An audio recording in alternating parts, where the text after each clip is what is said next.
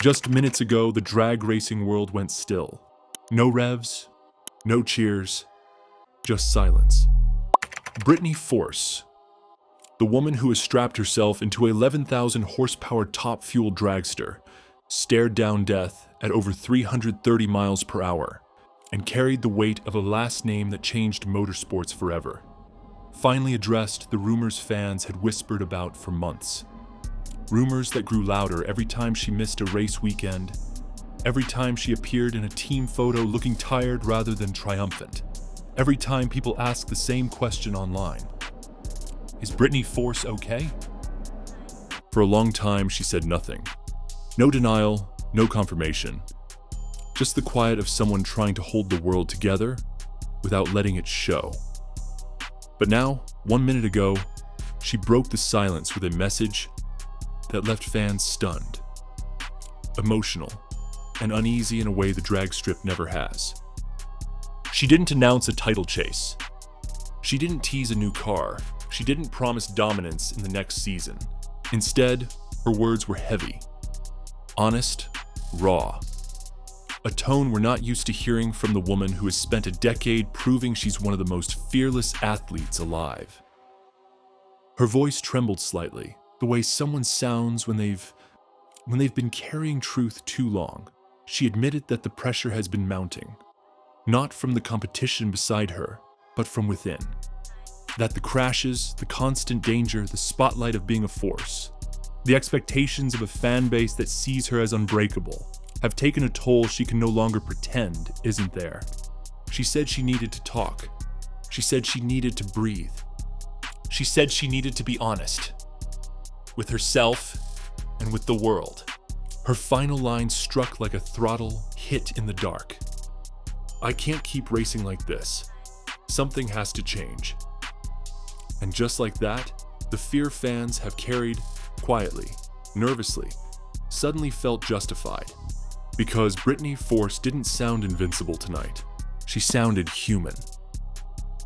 To understand the shock surrounding Brittany's announcement, you have to understand who she is in racing history. Brittany wasn't just another driver in a fire suit. She carried a legacy on her back every time she stepped onto the starting line. She is the daughter of John Force, the most dominant and recognizable figure in NHRA history. A man built of nitro fumes, speed, and survival. A man the world thought couldn't be shaken. Brittany inherited that legacy, but she didn't write it. She built her own. From her earliest passes down the strip, Brittany wasn't the loudest, the flashiest, or the most performative driver. She was disciplined, methodical, focused to the point of silence. While others pumped fists and shouted into cameras, Brittany's victories were often celebrated with a deep exhale, a steady nod, and a quiet look that said, "That was earned." She didn't grow into a champion because of her last name. She grew into one by force. Her force. Top fuel isn't a sport of small egos or soft nerves. It's a battleground where engines explode without warning. Cars shake themselves apart in a thousandths of a second, and one wrong input can flip everything into fire and metal. Yet Brittany stood in that arena year after year, not flinching, not fading, claiming world titles, track records, and speed so violent only a handful of human beings alive have ever experienced them. Fans admired her not just because she was good, but because she was different. A storm moving quietly, controlled danger, confidence without arrogance. But what fans rarely saw was the weight of that control. The pressure to perform not just as Brittany Force, but as a force. To prove to the world that she belonged on the same list of legends as her father. Not protected by his name, but standing beside it. And now, with her latest announcement, the world is realizing something powerful. When someone like Brittany slows down, something inside must have cracked. This isn't just news. It's a warning sign pulsing through the drag racing universe. Brittany's climb wasn't smooth. It was carved through impact, recovery, pressure, and expectation. Fans remember the highlight reels, the record-setting passes, the nitro flame glowing like a blade behind her rear wing. But hidden beneath the trophies were seasons that tested her in ways almost no one understood. There were years where she dominated, where every pass looked like precision sculpted from violence. The car launched straight, the clutch hit perfectly, the header flame stayed clean and controlled. But there were also seasons where everything fought against her, where parts failed, where tune-ups misfired, where the car shook so violently it blurred her vision at 300 miles per hour. People saw her win. Very few saw her break. Behind the staging lanes, away from microphones and fan tents, Brittany carried more than horsepower. She carried expectation. Every race weekend, every qualifying night, every clutch pedal squeeze was watched by a global fan base, expecting something superhuman. She gave it to them. But with every pass, fatigue burrowed deeper. These engines don't just wear out bearings. They wear out people. The travel, the testing, the media push, the training needed to withstand forces the human spine wasn't meant to feel. It builds silently season after season. And then came the whispers. Fans started noticing Brittany smiling less in interviews. Teammates said she seemed quieter, more inward-focused. A few wondered if the fear, the real fear every top fuel driver suppresses, was starting to surface. Because when you spend your life strapped into a bomb on wheels, there comes a point where adrenaline doesn't erase the danger anymore. It magnifies it. Her recent announcement didn't come from nowhere. It came from years of holding herself together against forces mechanical, emotional, and invisible. This wasn't a sudden crack. It was pressure finally reaching its limit. There are moments in motorsports that never fade, moments burned into memory like rubber into asphalt. For Brittany Force, those moments came wrapped in fire, violence, and silence that followed the crash long after the wreckage cooled. Her 2018 crash is still replayed online. A brutal, physics-defying disaster that sent her dragster sideways at terrifying speed. Fans remember the broadcast going quiet, announcers pausing, the world holding its breath as emergency crews sprinted to what looked like a nightmare. She survived, but not unchanged? Bones heal, machines rebuild, but the mind remembers. And there were other incidents, ones not shown, not replayed, not dissected in slow-motion commentary. A concussion that lingered longer than the press releases suggested. Bruising that didn't come from impact, but from the force of pure acceleration. Sleepless nights before race weekends, where adrenaline and fear waged war inside her head. She returned to the cockpit, because that's what champions do. But returning isn't the same as forgetting. Every time she pulled the belts tight against her chest, she knew exactly what could happen if 11,000 horsepower decided to turn against her. The NHRA audience saw bravery. Her team saw endurance. But Brittany, only Brittany, felt the quiet tremor after the helmet came off. She kept racing. She kept winning. But she also kept breaking, slowly, invisibly, piece by piece. So when she stepped forward today and finally spoke, fans understood something they hadn't before. Her announcement wasn't weakness. It was the echo of every crash she survived. Because no matter how strong a driver is, no one outruns impact forever. There's something people outside the sport rarely understand. Racing isn't just physical, it's identity. For Brittany Force, the Force name wasn't just her last name. It was the weight on her shoulders the moment she strapped into a dragster. Her father is John Force, a legend etched into drag racing history with scars, championships, and fire. His presence casts a shadow both protective and heavy. Brittany was never forced into racing, but once she entered, there was no middle. You're either great or you're gone. A force is expected to win, to intimidate, to represent an entire sport. Imagine stepping into every race knowing people expect your bloodline to conquer. Imagine knowing failure wouldn't be seen as a bad run, but as a force falling short. Imagine knowing that one mistake isn't just disappointing, it's headline material. Brittany handled it with grace. She spoke softly but drove like a storm unleashed. But with every year, her name stopped being just hers.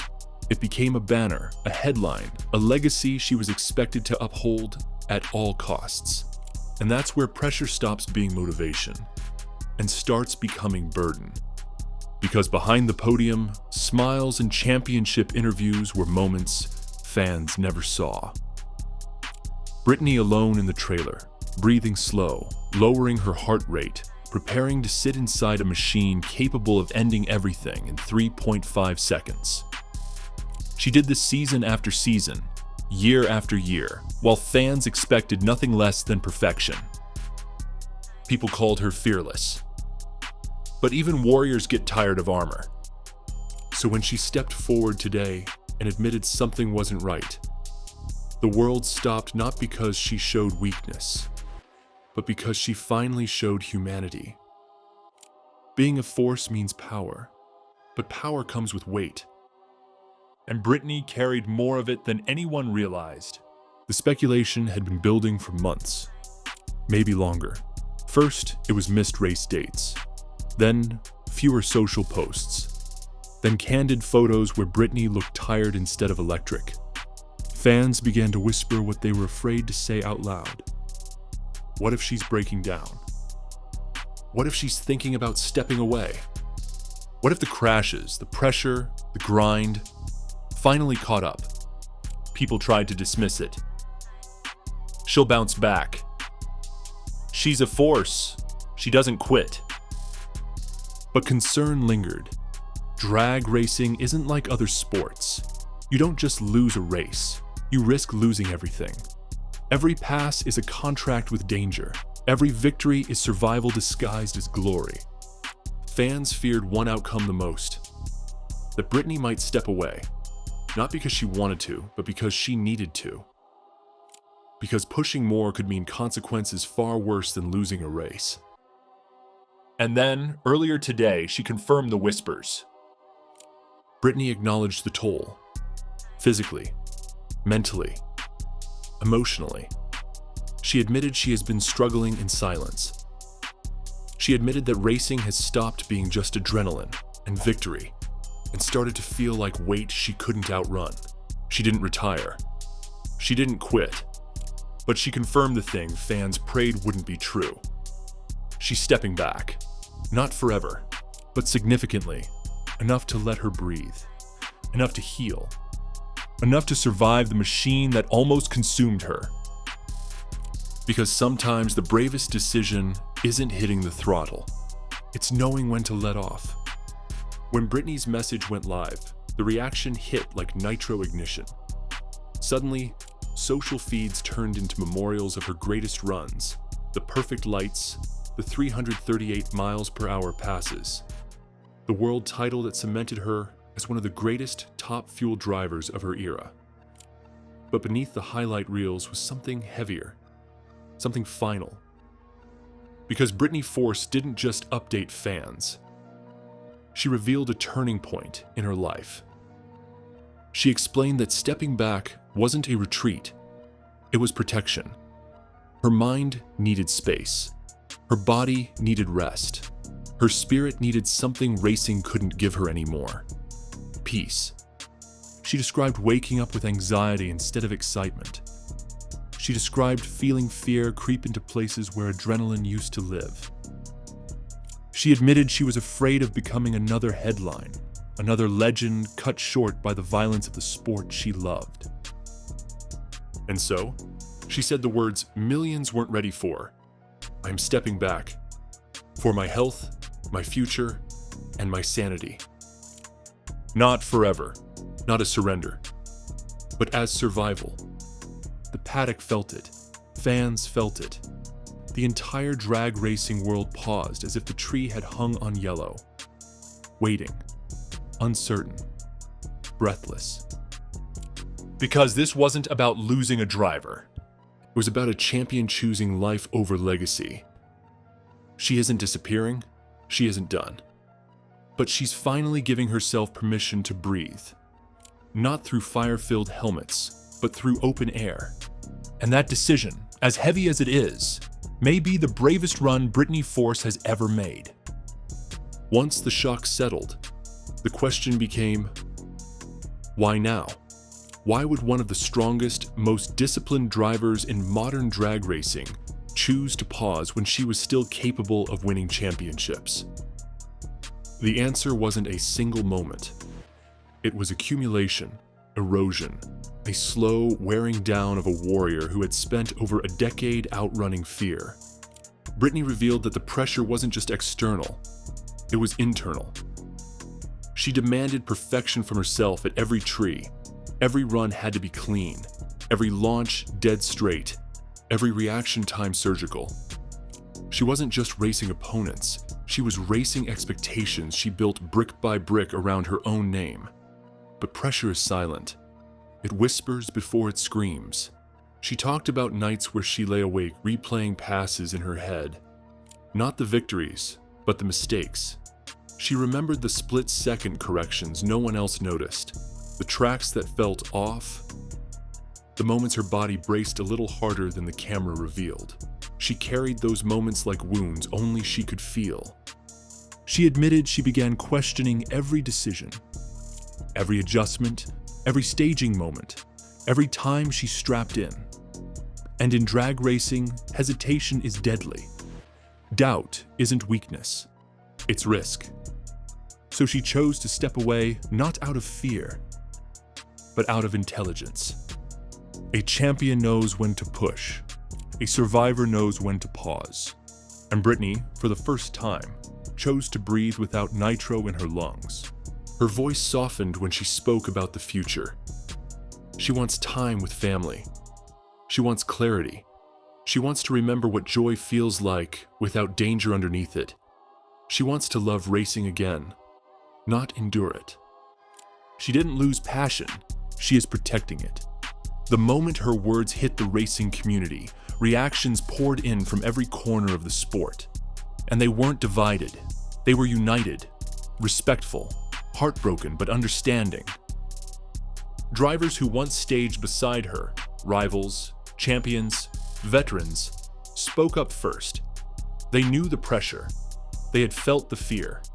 Some admitted they wished they had done the same before their careers ended in injury rather than choice. Messages from fans became confessions more than comments. We saw the strength. We never saw the strain. You owe nothing. You've already proven everything. Thank you for choosing yourself. Even John Force, the man built from fire and victories, stepped back from the legend persona and spoke as a father.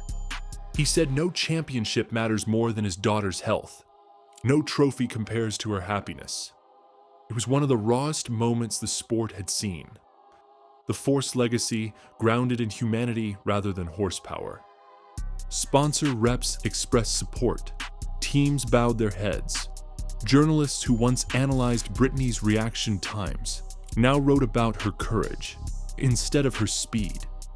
And something unexpected happened. Fans didn't mourn the pause. They honored it. They posted photos from autograph lines, videos of her best runs, stories of how she inspired young girls to believe motorsports belonged to them too. Not just to men. The narrative wasn't about loss, it was about gratitude. Brittany didn't fracture the racing world. She reminded it what strength really looks like. And the strip, for a moment, felt quiet in a way motorsports rarely does. Respectful, reflective, reverent. This isn't a farewell video. It's a pause in the timeline of someone who has never been finished. When Brittany Force confirmed what fans feared, she didn't step away from racing. She stepped toward herself. She reclaimed breath, body, balance. Drag racing didn't lose a champion. It gained a survivor who finally chose to prioritize life over legacy. And she's not done. She hasn't ruled out a return. She hasn't closed the door. She hasn't silenced the engine. She's just letting it idle for the first time in years. Whether she comes back for one final run, a full season push, or a comeback story no one sees coming. Brittany will decide when the time is right. In her own words, "I still love the sport. Right now, I just need to love myself too." Maybe she'll return to the cockpit stronger, sharper, lighter. Maybe she'll mentor the next girl who dreams of 330 miles per hour. Maybe she'll move into leadership, safety, development, shaping the sport instead of only surviving it. Whatever she chooses, the story doesn't end here. This is the chapter where the warrior rests, not the chapter where she falls. Because Brittany Force didn't just confirm what fans feared, she proved what fans always suspected. That beneath the fire suit, beneath the speed and the fury and the legacy, is a human being strong enough to choose survival. And strength, real strength, looks like exactly this moment. 1 minute ago, John Force finally broke his silence on Austin Proc's shocking departure from JFR. His voice was shaken. His message was raw.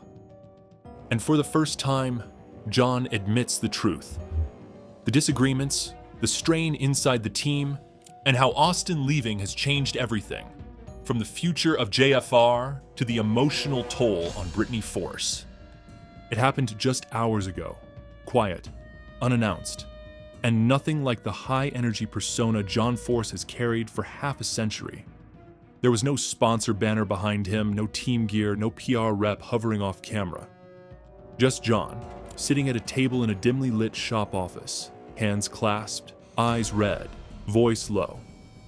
And for the first time since Austin Proc's shocking departure from John Force Racing, he finally decided to speak. He started with a long exhale, the kind that sinks deep into a man's bones. "I should have talked sooner," he said. "A lot sooner." The words were slow, measured, not the rapid-fire, motor-mouth delivery fans know. This wasn't John Force the showman. This was John Force the father, the mentor, the aging legend staring down the heaviest truth of his career. He admitted the silence wasn't because he didn't care. It was because he didn't know how to talk about it. Every time he tried, emotion stopped him. Every attempt at a statement turned into a knot in his throat. He said he felt ashamed, confused, and guilty for how things unfolded with Austin Proc. Then he said the line that changed everything. Austin didn't leave because he wanted to. He left because something broke inside this team. And I was part of that. John's voice wavered as he explained that the months leading up to the split were filled with tension. No one outside the pit saw creative disagreements, mismatched expectations, and the kind of emotional strain that builds slowly until it snaps. He admitted he pushed Austin hard, maybe too hard, and took for granted the toll that pressure was taking. He didn't blame Austin. He didn't blame Brittany. He blamed himself for letting problems sit in silence until silence became the problem. Fans watching had never seen him so vulnerable. His eyes glistened. He kept wringing his hands. At one point, he looked away from the camera entirely, gathering himself before continuing. "This wasn't just business," he whispered. "This hurt the family." And with that, John Force didn't just break his silence. He shattered the image of invincibility he had long before Austin Proc ever walked out of the John Force Racing pit for the last time. The signs were there. Quiet, gradual, almost invisible to anyone outside the team. John Force says it wasn't one argument or one dramatic moment that caused the rupture. It was the slow erosion of communication between a young driver rising fast and a legendary team owner who'd spent decades shouldering the weight of expectations. In the early days, Austin was the future. Young, sharp, fearless, The kind of driver who could light up a scoreboard and energize an entire fan base. John loved that about him. He saw himself in Austin, raw talent wrapped in stubborn passion. But as Austin's success grew, so did the pressure inside JFR. John finally admits something fans never heard before. I pushed him to be the next big thing. Maybe before he was ready. And I didn't give him enough room to breathe. Austin wasn't just racing against competitors. He was racing against history, against the Force legacy, against impossible expectations inside a team that had built its identity around dominance. And while Austin worked hard to fit into that mold, the cracks began showing. Crew chiefs clashed over setups. Austin felt unheard on tuning decisions. John, balancing Brittany's car, sponsors, media demands, and his own health, started missing key conversations. Meetings grew tense, debriefs grew shorter. Austin began withdrawing. John chalked it up to focus. But really, the young driver was carrying stress he didn't know how to express to a man he idolized. Then came the comparisons. Public, constant, unavoidable. Is Austin the next John Force? Is he taking over for Force someday? Is he replacing Brittany as the new face of JFR? What outsiders saw as compliments, Austin felt as pressure. What fans saw as excitement, John now sees as unrealistic expectations placed on a driver still learning who he was. John's confession is heartbreaking. I didn't see how heavy it all was on him. I didn't see it soon enough. That was the first crack. No shouting, no drama. Just a slow, silent shift inside the team that no one spoke about. Until it was too late. Carried for decades. When Austin Prock's departure became public, fans immediately waited for John Force to say something. Anything. But John stayed quiet. Days went by, then weeks, then months. The silence grew louder than any statement could have been.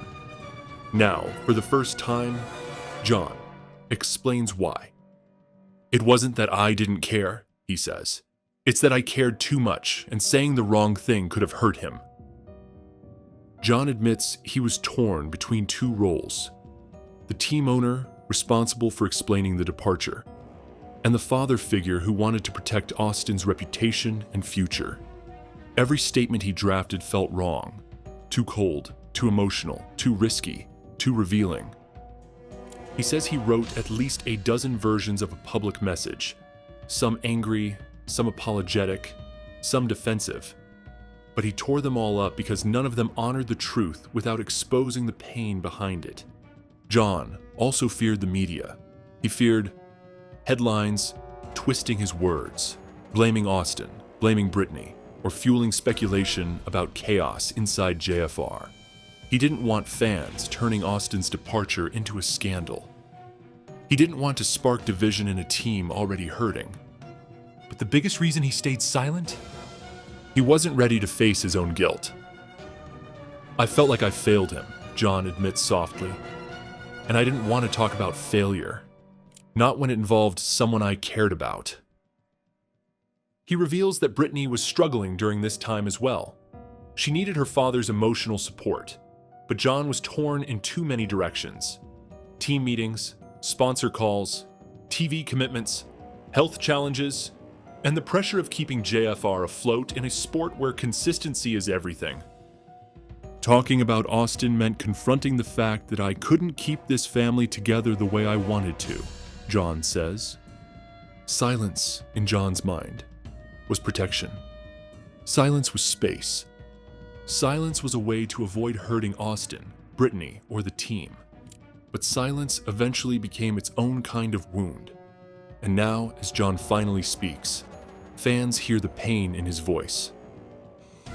The pain of a man who wished he'd spoken sooner, but couldn't find the strength to face what really happened. John Force has always described JFR as a family, but even families hit breaking points.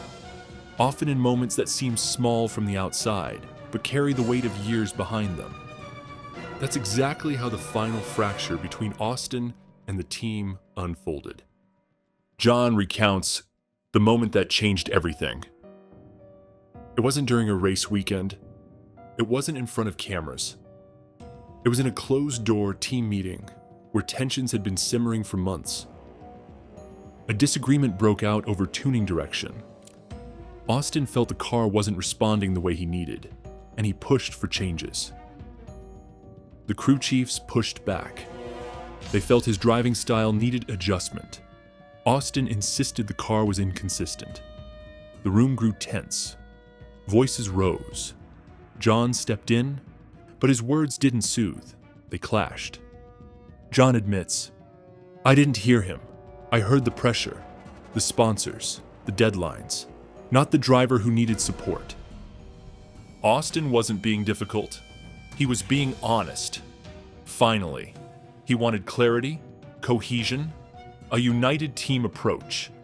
But instead, he felt outnumbered, outvoted, out of place. The final straw came when Austin said something John never expected. "I don't know if I fit here anymore." John froze. Brittany's head dropped. The room fell silent. To Austin, it was vulnerability. To John, it felt like a punch to the chest. John reacted defensively, more from fear than frustration. He told Austin the team was bigger than any one person, that they all compromised, that he had to trust the process. But Austin didn't hear reassurance. He heard dismissal. Austin walked out of that meeting with tears held back. John stayed behind, staring at the door, realizing he'd mishandled everything. "That was the moment I should have gone after him," John says. "But I didn't. And that was the mistake that cost me one of the best kids we ever had." In the days that followed, Austin grew distant. He arrived late, left early, avoided discussions. John felt the wall, but didn't know how to tear it down. Then, one morning, Austin asked for a private conversation. It lasted 10 minutes. When it ended, Austin was no longer part of JFR. John Force says it was one of the hardest moments of his life, not because Austin left, but because he left feeling unheard. John Force finally describes the meeting that no one outside JFR ever knew took place. The moment Austin Prock sat across from him and told him something John wasn't ready to hear. It happened early in the morning, before the rest of the team arrived. Austin had asked for a private conversation. His voice unusually steady, but his eyes carrying weeks of exhaustion. John says he thought Austin wanted to talk about crew assignments or the next race weekend. Instead, Austin took a deep breath and said, "John, I need out." John remembers the exact way the room fell silent. A deep, heavy silence that felt too big for its walls. He stared at Austin, half expecting him to laugh or walk back the words. But Austin didn't flinch. He explained that he loved racing, loved the team, loved the opportunities JFR gave him. But he couldn't stay in an environment where he felt emotionally drained, creatively restricted, and constantly under pressure to meet expectations he never agreed to. Austin wasn't angry. He wasn't dramatic. He was defeated. John says those 10 minutes forced him to face what he'd ignored for months. Austin's stress wasn't temporary. It wasn't a phase. It wasn't immaturity. It was a young driver drowning quietly while everyone praised his talent. Austin told him, "I don't want to resent you, John, or Brittany, or racing. But if I stay, I will." That line broke something in Force. He admits he didn't handle it well. At first, he tried convincing Austin to rethink things, to push through, to hang on until the end of the season. He argued the team could fix things, that changes were coming, that everyone had tough stretches. But Austin shook his head. He wasn't asking for negotiation. He was asking for release. Then came the moment John still struggles with. Are you sure this is what you want? Austin looked down and whispered, "No, but it's what I need." John finally understood. This wasn't a kid walking away from a dream. This was a man walking away from the pain that came with achieving it. When Austin left the building, John didn't call him back. He didn't chase him into the lot. He just sat there alone, realizing that leadership isn't about keeping people. It's about not breaking them in the process. For fans, Brittany Force's reaction to Austin's departure was a mystery. For John, it was one of the hardest parts of the entire ordeal. Brittany and Austin weren't just teammates. They were emotional pillars for each other during some of the most demanding seasons either of them had ever faced. Austin supported Brittany through her struggles on and off the track. Brittany encouraged Austin when he questioned whether he belonged at JFR. They worked well together because both knew what it felt like to carry expectations heavier than their own bodies. So when Austin walked away, Brittany felt it like a personal loss. John remembers the moment he told her. She didn't raise her voice. She didn't get angry. She just went quiet. Quiet in that heartbreaking way where a person absorbs pain before anyone else can see it. John says Brittany blamed herself, at least partly. She wondered if her father's pressure on Austin also reflected pressure she felt but never expressed. She wondered if she should have stepped in, talked to Austin, or mediated. She worried the team's internal tension had pushed him out, and she felt alone, again, in a sport that takes as much emotionally as it does physically. John's voice weakens as he explains how guilty he felt watching Brittany withdraw. "She's my daughter," he said. "It's my job to protect her. But Austin leaving, it hit her harder than I expected." Brittany tried to stay strong for the cameras, the sponsors, and the team, but privately she admitted to her father that her confidence took a hit. She wondered if JFR was falling apart around her. She wondered what it meant for the long-term stability of the crew. She wondered if she could carry the Force legacy alone. This is where John breaks down in the interview. "I didn't just lose Austin. I watched my daughter get hurt because of my mistakes." Brittany didn't blame Austin. She never did. What she blamed, quietly, was the environment that pushed him away. And for the first time in decades, John felt powerless to fix it. When John Force talks about regret, it doesn't sound like a legend reflecting on his career. It sounds like a father and mentor grappling with the weight of emotional consequences he never intended to create. He admits the guilt didn't hit immediately. In the first weeks after Austin's departure, he threw himself into work, focusing on schedules, sponsorships, and car prep. He pretended everything was fine. But every time he walked past Austin's empty station, every time he looked at a suit that no longer belonged to anyone, reality broke through. John says he started replaying conversations in his mind. Moments where Austin tried to express frustration. Moments where he brushed the kid off because he thought toughness was the answer. Moments where he confused leadership with pressure, guidance with control. And then came the toughest realization. I treated Austin like I treated myself, and that's not fair to anyone. John choked up describing this part. For decades, he survived by outworking, outlasting, and outpushing everyone. He believed pressure made champions. He believed discomfort built greatness. But Austin wasn't John Force.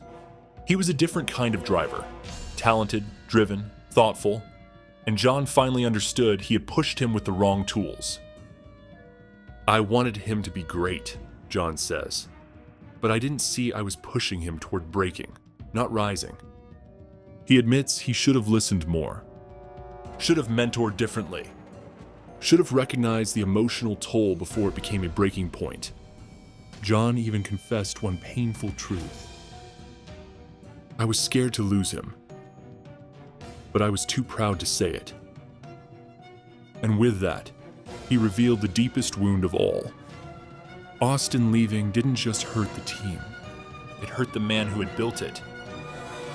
Because John Force didn't just lose a driver, he lost someone he cared about. And a piece of his legacy he thought he'd pass forward. When Austin Prock walked out of JFR, it didn't feel like a normal roster change.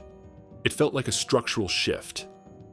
The kind that sends shockwaves far beyond the garage. John Force admits the team wasn't prepared for the emotional and operational fallout. Austin had become a cornerstone, a rising star whose presence energized the entire organization. Losing him meant more than losing a driver. It meant losing momentum. John describes those first weeks as confusing, unsettling, and lonely. Meetings felt tense. There was no longer that young spark in the room, the kid who smiled at pressure and thrived in chaos.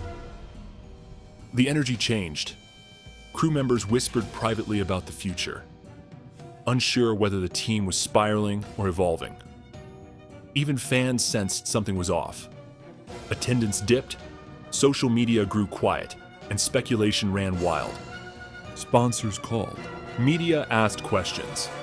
People wanted certainty, but John didn't have any to give. He admits he tried to power through, pretending everything was fine. But every time he suited up, he felt the absence like a weight on his chest. Austin wasn't just another driver. He had been part of the next generation John Force Racing needed, a bridge between the past and the future. Without him, JFR faced a crossroads. John acknowledges that Brittany carried much of the emotional fallout. With Austin gone, she shouldered more responsibility, more spotlight, more pressure to represent the future of the team. But even she couldn't fill the vacuum Austin's departure created. Internally, JFR had to rebuild, not just its lineup, but its identity. John says they spent countless hours restructuring roles, reassigning crew chiefs, and rewriting long-term strategic plans. They had to rethink what the next 5 years looked like, not only competitively, but emotionally. John admits he feared the team would fracture further. He feared Brittany would lose confidence. He feared sponsors would question the stability of JFR. And most painfully, he feared Austin's departure marked the beginning of something he'd fought against for decades. The slow fading of the Force legacy. But instead of collapsing, the team united in a way John didn't expect. They didn't just work. They supported each other. They listened. They adapted. They rebuilt. Still, the question hung in the air. Could JFR ever be the same without Austin? John doesn't sugarcoat it.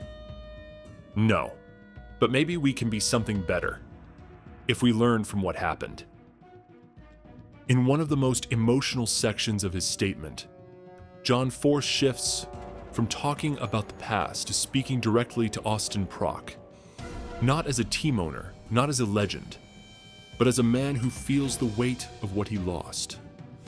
John looks into the camera, his voice cracking, and says, "Austin, I should have told you this sooner, but I'm saying it now. You didn't fail this team.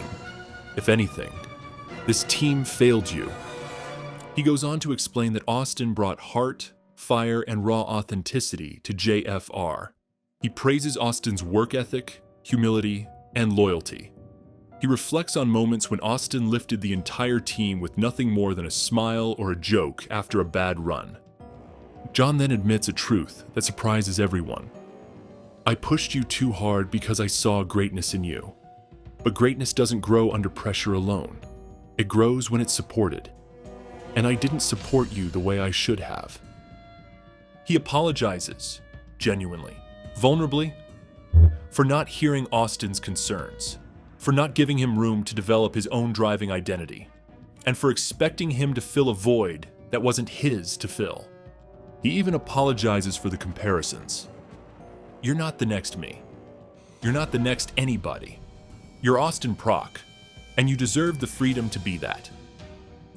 John says he hopes Austin knows how much the team still cares about him, how much they believe in him, and how much they want him to succeed, whether that success happens at JFR or anywhere else in the sport. He ends this section with a line that fans will replay for years. "If you ever want to come home, the door isn't just open. It's waiting for you." But John doesn't say it expecting Austin to return. He says it because he finally understands. Some people don't need doors. They need closure. And John is finally ready to give him that. John Force closes his message with the honesty of a man who has fought for everything. Titles, respect, legacy. But now finds himself fighting something far more personal. The realization that he is not invincible, and neither is the empire he built. He reflects on aging, on the weight of carrying a team, on the dual role of being both a father and a leader. He admits he spent decades running at full throttle, believing he could control outcomes through sheer force of will, but losing Austin showed him a truth he'd avoided for years. You can't lead people if you don't listen to them. He says Austin's departure forced him to confront a painful reality, that the world has changed, the sport has changed, and he must change with it.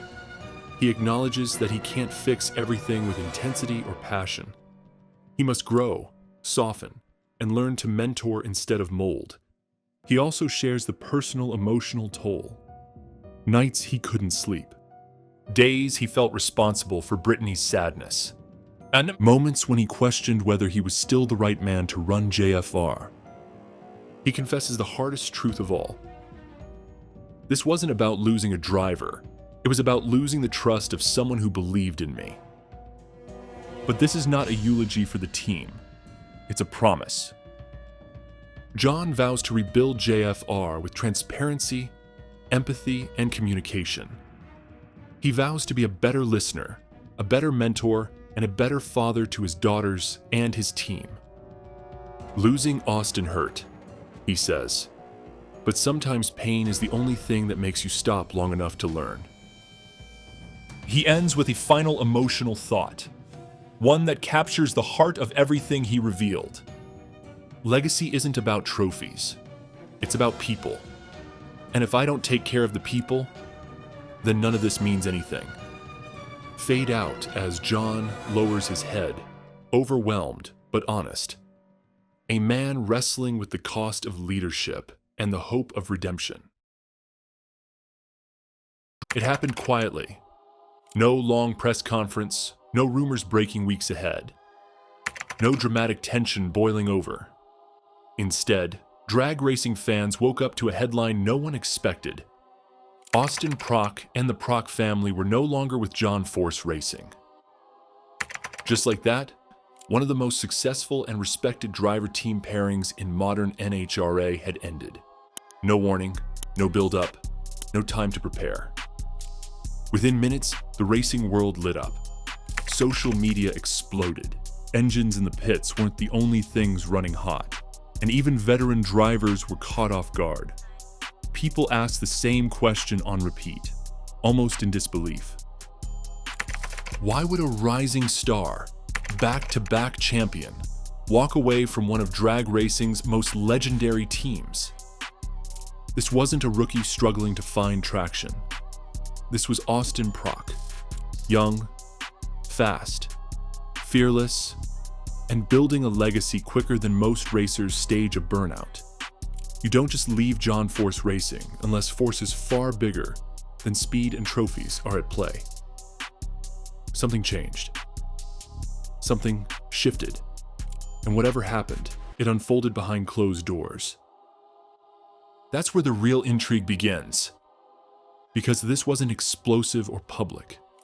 There were no angry statements, no accusations, no slammed shop doors. Instead, the split was clean. Almost unusually clean. Like two sides who respected each other too much to let emotion drive the story. But decisions like this don't come from nowhere. They come from pressure, opportunity, uncertainty, and vision colliding all at once. And tonight, we break down those forces piece by piece. If this exit shocked you, it was meant to. Because this wasn't the end of something. It was the beginning of something much bigger. The announcement wasn't just news, it was impact. The moment the Proc family exit went public, it moved through the NHRA like nitro through a fuel pump. Fans were stunned. Analysts were scrambling, and rival teams immediately started watching with sharpened curiosity. A move like this doesn't just change a roster, it changes the balance of power in the sport. For years, Austin Proc represented the future of John Force Racing, a young driver with championship attitude, lightning reaction time, and the kind of confidence you only earn with wins stacked behind your name. So when he walked away, the paddock felt it. Hard? Drivers whispered, reporters speculated, even longtime insiders admitted that they never saw it coming. This wasn't retirement, injury, or decline. It was momentum, leaving while on top. And that's what made it so strange. If a champion leaves a powerhouse organization while holding titles, records, and upward trajectory, it means something unseen was building behind the starting line, something strong enough to break away from a giant. Fans flooded comment sections with theories. Was it sponsorship, leadership, money, direction, or something more personal? Something no one is ready to talk about. What everyone agreed on was this: Proc wasn't stepping back. He was stepping forward, and John Force Racing would feel the void. The paddock suddenly looked different. The future felt less certain. And this was only the beginning of where the questions started. Because to understand why Austin Proc left, we have to look at the cracks forming long before the announcement ever hit. The exit may have seemed sudden, but the signs were there. Subtle, buried, overlooked. When a team runs as large and legendary as JFR, even small tremors echo.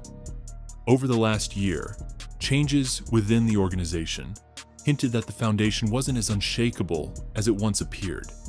Adjustments in strategy, shifting personnel, evolving priorities, things that didn't cause alarm individually, but together formed a pattern only visible in hindsight.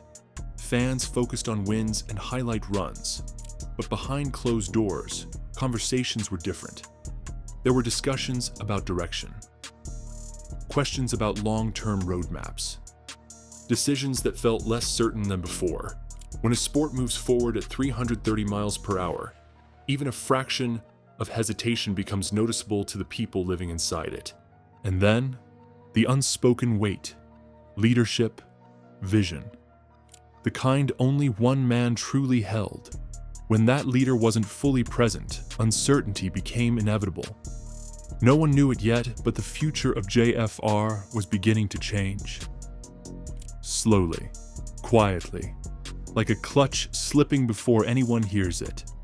Looking back now, the puzzle pieces connect. Austin Proc is a driver who thrives on clarity, structure, and forward motion. He races to build a legacy, not just participate. If the path ahead starts to blur, a driver at his level will scan for a new lane, one with clean traction and runway to accelerate. Fans didn't recognize the tremors then, but now, they're impossible to ignore.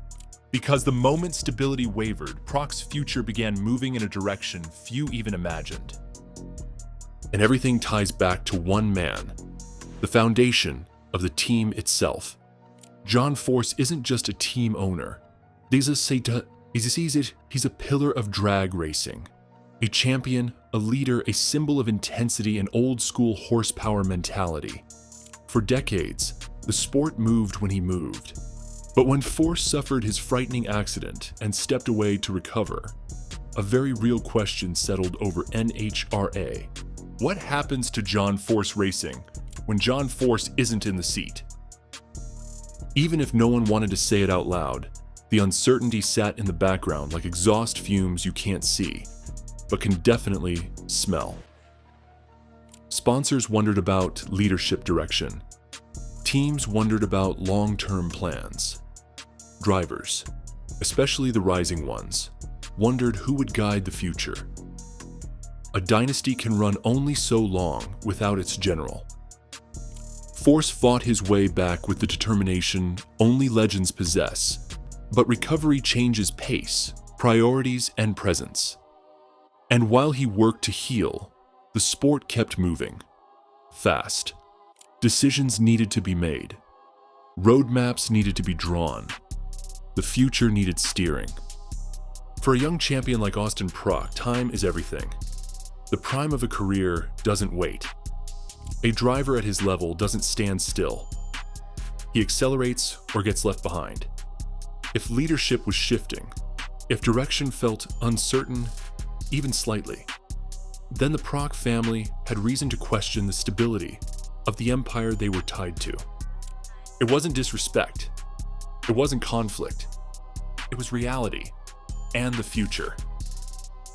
Because the moment leadership steadiness came into question, a door quietly opened for Austin Prock, a door that would eventually lead him out of John Force Racing and towards something new. Austin Prock wasn't just succeeding, he was ascending. Championship after championship didn't just put him on the radar, it put him on the map. He became the driver people pointed to when they talked about the future of the sport. Young, controlled aggression, confidence without ego. Fans saw it, sponsors saw it, the industry saw it, and they knew. Austin Prock wasn't a star in the making, he was already there. When you reach that level, something changes. You stop thinking only about the next race and start thinking about the next decade. Legacy, brand, opportunity. You don't just drive for a team. You become the asset a team builds around. And Austin had reached that point faster than anyone expected. Even JFR supporters quietly admitted he was becoming the guy you build a future around. So what happens when a rising force meets a changing empire? One pushes forward, the other tries to stabilize. Momentum and uncertainty rarely move in the same direction. Prock's talent meant doors were opening. New partnerships, new organizations, new programs with long-term vision. Paths that didn't just maintain his success, but multiplied it. And as his status rose, a simple truth emerged. Austin Prock was too big to stand still. Which leads us to the second half of this decision. Because it wasn't only Austin who brought value to the equation. There was someone else, someone with technical influence, tuning genius, and championship pedigree. This split wasn't just about a driver walking away. It was a package leaving the building. If Austin was the fire, Jimmy Prock was the spark. A crew chief doesn't always get the spotlight, but inside the racing world, they are often the most valuable weapon a team has. Strategies, adjustments, power deliveries that win races by thousands. Jimmy Prock didn't just tune engines, he engineered victory, and everybody knew it. His reputation stretched farther than the track surface. Teams respected him, competitors feared him, sponsors valued him. When you bring a world-class driver and a world-class crew chief under the same banner, you don't just get a car. You get a powerhouse unit. And when that unit becomes available, the pit area listens. That's what made this separation seismic. Other teams weren't just seeing one opening. They were seeing two. A father-son combination with wins behind them and more ahead. A fully formed championship core suddenly on the market. For organizations looking to climb or rebuild, this was an opportunity you don't get twice. And everyone knew it. This wasn't a talent exit. This was a dynasty in motion. And when a dynasty moves, it isn't because everything is fine. It's because something more promising or more secure waits on the horizon. Which brings us to the real turning point. Because the question isn't why did Austin Prock leave? It's why couldn't JFR guarantee what he needed next? Champions think differently. They don't plan for today. They plan for 10 years from now. And when a race team enters a phase of transition, growth becomes harder to measure. JFR wasn't collapsing, it wasn't failing, but it was changing. Leadership in flux, organizational roles shifting, one senior member stepping down, the iconic voice of the brand recovering instead of guiding. For a driver at the top of his climb, clarity is oxygen, long-term direction, team stability, and development structure. These are more important than horsepower. If any of those become uncertain, a champion feels it instantly. And Austin Prock felt it. Not as conflict, not as disagreement, but as hesitation in the future roadmap. The Prock family didn't need chaos to move. They needed opportunity. A better strategic fit. A place where momentum was guaranteed, not hoped for. Where the ceiling wasn't tied to recovery timelines or internal reorganization. Where growth was certain, not conditional. John Force Racing remains a legendary team. But for Austin, legend wasn't enough. Not when his prime was just beginning. Not when doors were opening that offered more control, more vision, more stability, more future. Austin didn't leave because something was wrong. He left because something bigger was waiting. And with the duo gone, the NHRA knew this wasn't just a transfer. It was a shift big enough to change the competitive landscape. And for all the shock surrounding the announcement, there was something even more surprising. The silence, no anger, no leaks, no finger-pointing quotes or dramatic exit statements. Austin Prock and John Force Racing separated with the kind of calm professionalism that almost felt unnatural in a sport built on fire, nitro, and intensity. That alone told fans everything they needed to know. This wasn't a fight, it was a decision. The public messages were respectful, almost warm. Both sides acknowledged the success they built together, the championships they earned, the memories they stacked mile after mile down the strip. No bitterness, no burned bridge, no hint of conflict. Just two paths diverging, quietly, intentionally. That silence created something far more powerful than controversy, mystery. Because when two sides walk away peacefully, it usually means the separation had been carefully discussed, planned, and agreed upon behind closed doors. This wasn't emotional. It was strategic, measured, thought out. Fans expected noise, but instead, they got a door closing softly, and that soft close left a louder question echoing across the sport.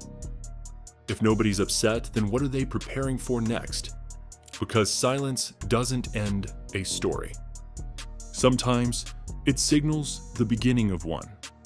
For all the speculation, one truth stands above everything we've discussed. We still don't know the full story.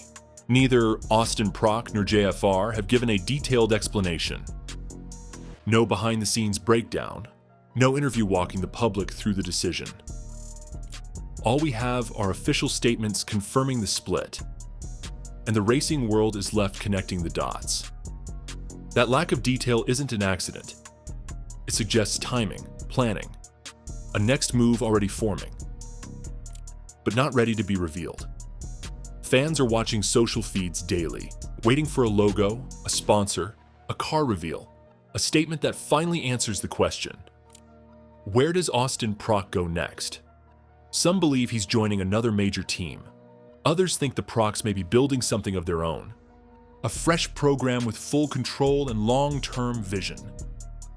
And some whisper that a yet unseen power move could reorder the NHRA entirely. But today, it remains a blank space in the story. A pause. An inhale before the launch. And sometimes the unknown is more exciting than the answer. Because what comes next may not just define Austin's career. It could reshape the sport around him. Austin Prock's exit wasn't an ending. It was ignition, a reset. A driver stepping into the next chapter at the height of his power. The Proc family now stands positioned like a loaded dragster staged at the line. Engine rumbling, traction waiting, future wide open. The sport is watching because whatever move they make next won't be small. It can't be. Not after this. John Force Racing will rebuild. They always do. They're too iconic, too resilient, too rooted in history to fade quietly. But Austin? He's entering a future where nothing is written yet. A future where his decisions shape the next decade of NHRA competition. Where he is not just a driver inside a system, but a piece of the system that could rewrite its hierarchy. Whether he joins a powerhouse program or launches a new empire, one fact is locked in. This wasn't a departure. It was an evolution. The split didn't weaken Austin Proc. It expanded his runway. And as he chooses his next lane, the drag racing world stands still, waiting, watching, wondering, because when his tires light and the next chapter drops, we all know one thing. It's going to hit full throttle. No hesitation, no looking back, just acceleration into history. The story of Austin Proc leaving John Force Racing isn't just about separation. It's about momentum, the kind that doesn't fade when a contract ends. Instead, it gathers energy, pressure, and anticipation like a dragster building boost on the line. We are living in the seconds before the throttle drops. The sport isn't watching what happened. It's watching what happens next. Because moves like this don't occur in a vacuum. They aren't decisions made overnight. They're the result of years of growth, shifting foundations, opportunities rising like smoke off hot asphalt. The Proc family didn't exit with uncertainty. They exited with purpose, with leverage, with trajectory. You don't walk away from a legendary team unless you believe you can build something equal or bigger. You don't leave championships behind unless you think more are waiting. John Force is still a giant, and his name will always echo through NHRA history. But history is only half the sport. The future is the other. And Austin Proc's future is now a wide open strip. Clear. Clean long enough to write a legacy that stands on its own. One day, the details will surface. The plans, the partners, the car that rolls out wearing new colors and a new mission. And when it does, people will remember this moment as the turning point. This wasn't a quiet ending. It was a silent launch sequence, fueling, priming, waiting for green. And when that light drops, whether it's a new powerhouse team, a Proc-led organization, or a move no one has predicted, it will be loud, it will be fast, and it will be the moment fans say, this is what the split was leading to. This is why it had to happen. The NHRA won't stay the same. The paddock won't stay quiet. Because once the Proc family fires the next engine, the race truly begins. 1 minute ago, Brittany Force finally broke her silence about her relationship with Austin Proc. And what she revealed changes everything fans thought they knew. From backstage tension to moments of mutual respect, Brittany exposes the pressure inside JFR, how Austin really handled the crew, and the truth about why his departure hit her harder than anyone realized. The interview began quietly. No dramatic lighting, no scripted questions. Just Brittany Force sitting across from a camera with her hands folded, shoulders tense, and a look that told viewers she had been carrying this weight far longer than anyone realized. For months, she had avoided speaking publicly about Austin Proc's departure from John Force Racing. Rumors filled the silence. Fans speculated. Insiders whispered. But Brittany stayed silent. Until now. She takes a breath before she begins. Steady, but emotional. I haven't talked about this because it wasn't just a team change. It was personal. She explains that her working relationship with Austin was unlike anything she'd experienced before. They weren't best friends, but they understood each other in ways only drivers under extreme pressure could. They shared data, shared frustrations, even shared late-night strategy sessions when things weren't going right. Brittany says Austin had a way of reading tension before it showed on anyone's face, something she relied on more than she ever admitted. But as the team expanded and pressure intensified, Brittany felt their dynamic shift. Communication grew harder, expectations grew heavier, and Austin, once open and talkative, became quieter, more guarded. Brittany says she noticed the change long before anyone else did, but she didn't know how to ask him what was wrong without sounding like she was struggling herself. What she finally reveals is raw. There were days I felt like we were both drowning, and neither of us wanted to admit it. Brittany admits she feared speaking up, afraid of being seen as weak or distracted. Austin, she believed, feared being misunderstood or dismissed. Their silence created a distance neither intended, but both felt. As she looks off camera for a moment, her voice softens. I didn't know he was planning to leave, but I knew something was breaking. And I wish I had said something sooner. For the first time, Brittany Force opens the door to a story fans never heard. One filled with pressure, respect, unspoken struggles, and a working relationship far more complicated than the world ever knew. Brittany smiles for the first time in the interview when she remembers Austin's early days at JFR. She describes him as wide-eyed but razor-focused, a young driver who absorbed everything around him. He didn't walk into the shop acting like a prodigy or a savior. He walked in wanting to earn respect the hard way, by listening. She admits the crew loved him almost immediately.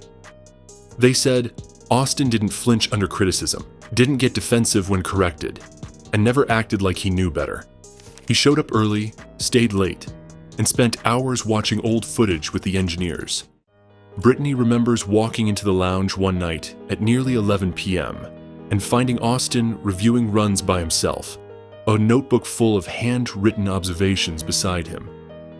That's when I knew he was different, she says. He wasn't pretending to be dedicated, he was dedicated. But Brittany also recalls the unspoken challenge Austin faced, joining a team built on decades of Force family history.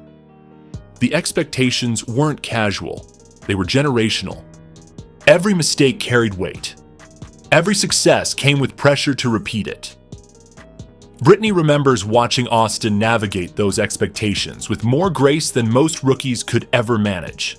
Still, even in those early days, she could see the emotional toll beginning to form. Austin wanted to contribute ideas, tuning suggestions, aerodynamic tweaks, but was hesitant to speak up in meetings dominated by veterans. Brittany noticed him shrink back sometimes, not out of uncertainty, but out of respect for a system that wasn't quite ready for a new voice. He tried so hard to fit into our rhythm, she reflects. But our rhythm was intense, and he didn't want to step on anyone's toes. She didn't know it then, but those early struggles were the seeds of something much bigger, pressure that would grow quietly behind his determined smile. Brittany says that the connection between her and Austin wasn't instant friendship. It was something built gradually through shared responsibility. They weren't just teammates. They were two drivers trying to keep JFR competitive in the most unforgiving environment imaginable. In the beginning, communication flowed easily. They compared run data, swapped notes, and checked in with each other on tough weekends. Brittany recalls dozens of moments where Austin noticed her frustration before she even spoke. He'd just say, "You're tight on the release again, aren't you?" Or, "Don't worry, we'll fix it next pass." He always tried to lighten the mood. But as expectations increased and the schedules tightened, the communication changed. Brittany explains that the pressure of running multiple cars blurred the boundaries between personal stress and professional obligation. Some days, they barely had time for a full conversation. Other days, they spoke in fragmented, exhausted bits between debriefings and sponsor meetings. Brittany admits she took Austin's silence personally at first. She worried she had done something wrong or that he was frustrated with her. But eventually, she realized they were both drowning under the same weight. They just coped differently. She describes a night when they sat in the lounge after a terrible weekend. No cameras, no crew, just two drivers staring at the floor. Austin finally said, "We're supposed to hold this whole thing together, huh?" Brittany laughed, not because it was funny, but because it was the first honest moment they'd shared in weeks. "He understood the pressure without me having to explain it," she says. "But sometimes understanding isn't enough. Sometimes you need actual communication, and we were too overwhelmed to make that space consistently." Their communication didn't break. It frayed, thread by thread, under pressure neither of them could control. Brittany leans forward when asked about the internal pressure of operating multiple competitive cars inside JFR. Her voice becomes sharper, more serious. She says fans see the wins, the celebrations, the highlight reels, but they don't see the chaos behind the scenes. Every time one car makes a change, it affects the other, she explains. There's this constant, unspoken comparison. If my car struggled, the attention went to his. If his car had issues, the pressure shifted to mine. It never stops. She describes weekends where tension filled the pit like static electricity. Crew chiefs debating strategy, engineers scrambling over data, John Force pacing behind the haulers. Every decision felt urgent. Every mistake felt amplified. And the drivers, she and Austin, were at the center of it all. Brittany admits she sometimes felt responsible not just for her own performance, but for the emotional stability of the entire team. And she saw the same weight settle onto Austin's shoulders. "He handled it better than people think," she says. "He was calm. Too calm sometimes. He internalized everything." She remembers moments when Austin stepped between crew members during heated arguments, diffusing tension with humor or humility. But she also remembers seeing him afterward, alone, deep in thought, running his hand through his hair like he was trying to push the stress out of his skull. Brittany confesses something she's never said publicly. "There were days I looked at Austin and thought, he's carrying as much as I am, maybe more." But the most powerful moment in this section is when Brittany admits the truth.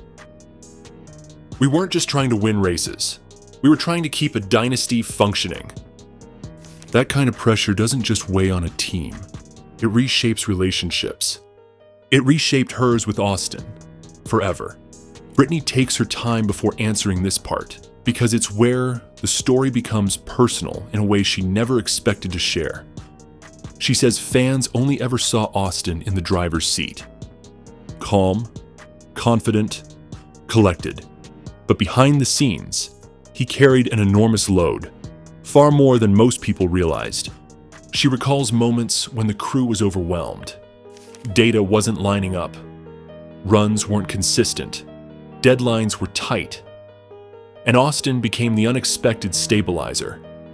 He wasn't loud about it. He didn't give pep talks. Instead, he'd quietly step in, absorbing blame that wasn't his, letting crew chiefs cool down, buying time for solutions to settle instead of emotions. He didn't protect himself, Brittany says. He protected everyone else. She tells a story fans never heard. A late season weekend when the crew made a costly tuning mistake. Brittany saw Austin step into the hauler, look the crew chief in the eye and say, "Put it on me. I'll own it." He didn't have to. He wasn't at fault. but he did it because he knew the crew needed a shield more than he needed vindication. But the pressure Austin handled so gracefully in public weighed on him privately. Brittany remembers seeing him linger after meetings, shoulders slumped, staring at the data screen long after everyone else left. She'd ask if he was okay, and he'd just smile and say, "Just thinking."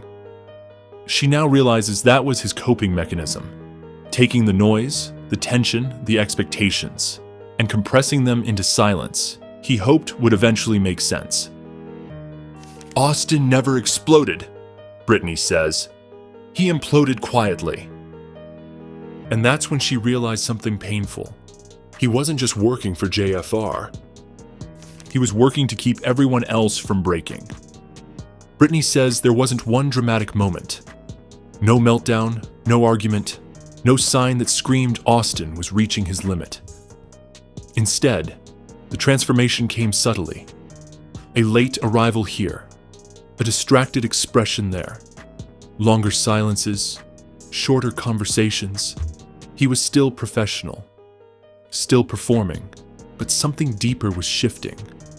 She remembers a specific weekend, though, one that still bothers her. Austin had just finished a strong qualifying run, but instead of celebrating or reviewing data with the crew, he walked off by himself behind the hauler. Brittany followed him, quietly, not wanting to intrude but sensing something was wrong. He sat on the edge of a tire rack, elbows on his knees, staring at the asphalt like he was trying to decode it. When she approached, he didn't look up. He just said, "I don't know where I fit anymore." That sentence stuck with her. It scared her. Because Brittany felt it too at times. This idea of being part of a legacy so large that it swallowed individual identity. But Austin wasn't born into the Force dynasty. He walked into it. And over time, she realized he felt the weight of expectations he never asked for. She describes noticing a new intensity in him. Late nights spent alone in his garage, sudden bursts of creativity followed by long silences, a need to prove something to himself that no trophy could fix. He wasn't pulling away from the team, she says softly. He was pulling away from the version of himself the team needed him to be. Brittany confesses she wanted to talk to him about it, but every time she tried, something got in the way. Media, meetings, obligations, or sometimes her own fear of what he might say. Looking back, she realizes Austin wasn't changing because he was unhappy. He was changing because he was growing into someone JFR wasn't prepared to accommodate. This is where Brittany becomes visibly emotional. She reveals that in the months before Austin's departure, they shared several personal, vulnerable conversations away from cameras, away from the chaos of the pit. She remembers one night clearly. The two of them sitting on folding chairs behind the hauler after a brutal race day. The track was quiet except for distant generators. Austin stared at the sky for a long time before saying, "I feel like I'm fighting battles I'm never gonna win." Brittany didn't know what to say. She felt the same way sometimes, overwhelmed by the pressure inherited from her family's legacy. But hearing Austin, a driver younger, talented, rising, speak like that scared her. Another time, he confided, "Every idea I bring up feels like I'm stepping on someone's toes." Brittany understood exactly what he meant. Tradition at JFR was both a strength and a cage. Innovation had to pass through layers of legacy before it was even considered. She tells the interviewer that she tried reassuring him. She told him he belonged. She told him his ideas mattered. But he often responded with a quiet, exhausted smile, the kind people wear when they want to believe something, but can't anymore. The hardest moment Brittany shares is this. A few weeks before he left, Austin told her, "If I ever walk away, don't think it's because of you." At the time, she didn't understand the weight of that statement. Now she realizes he was giving her closure before the ending even happened. Their bond wasn't romantic. It wasn't competitive. It was two people trapped under enormous expectations, trying quietly to help each other survive it. Brittany pauses for a long moment when the interviewer asks about the day Austin left JFR. She looks down, steadying herself before she answers. "It didn't happen the way people think," she says softly. "There wasn't a big meeting.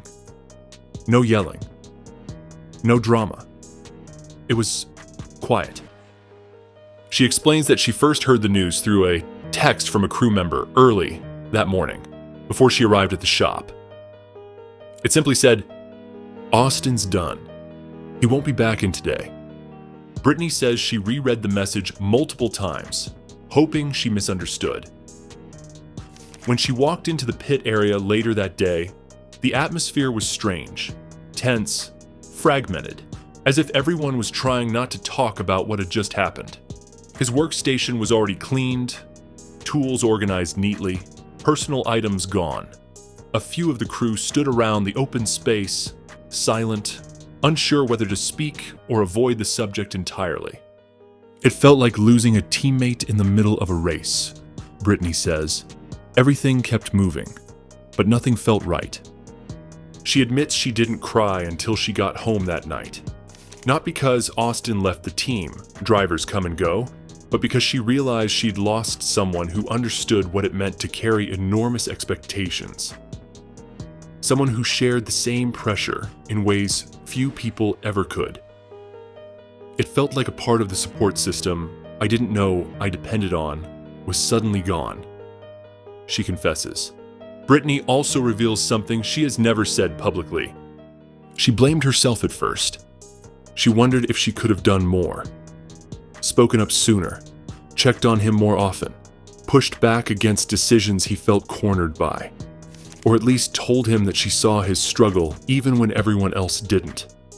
"I didn't realize how much I leaned on him until he wasn't there," she says, "and it hit me hard."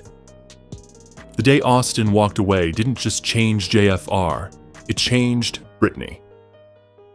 Quietly, profoundly, and permanently. The interviewer doesn't shy away from a question the internet has debated endlessly. Were Brittany and Austin ever in conflict? Was there tension between them? Did their relationship contribute to his departure? Brittany doesn't hesitate. No, absolutely not. She clarifies that the speculation came from fans misreading silence and pressure as conflict. She says she and Austin weren't fighting. They were simply overwhelmed and stretched thin by circumstances neither of them had the power to control. There was never a rivalry, she explains. There was never jealousy. We were both trying to survive the same pressure cooker. But she also admits there was emotional distance at times. Distance created by burnout, by long nights, by the weight of expectations from the Force legacy and the Proc name. They weren't ignoring each other. They were protecting themselves, trying not to collapse under the constant demand to perform. She reveals a moment when she defended Austin during a crew meeting. Voices were tense, suggestions were flying, and Austin's ideas were being dismissed too quickly. Brittany spoke up, saying, "Listen to him. He's not talking just to talk." It surprised everyone. Austin looked at her with gratitude, but afterward, neither mentioned the moment again. "That's how our dynamic was," she says. "We supported each other quietly." Brittany addresses the soft rumors suggesting they didn't get along. "If anything," she says, "we got along too well. We just never gave ourselves the time or space to acknowledge how much we depended on each other." She ends the segment with a truth that silences the room. "Austin didn't leave because of me, but his leaving affected me more than anyone realizes." The final part of Brittany's interview is the most emotional. Her reflection on what Austin's departure ultimately taught her about racing, leadership, and herself. She begins by saying she never expected to learn so much from someone younger than her, someone newer to the sport, someone still defining his path. But Austin forced her to reevaluate everything.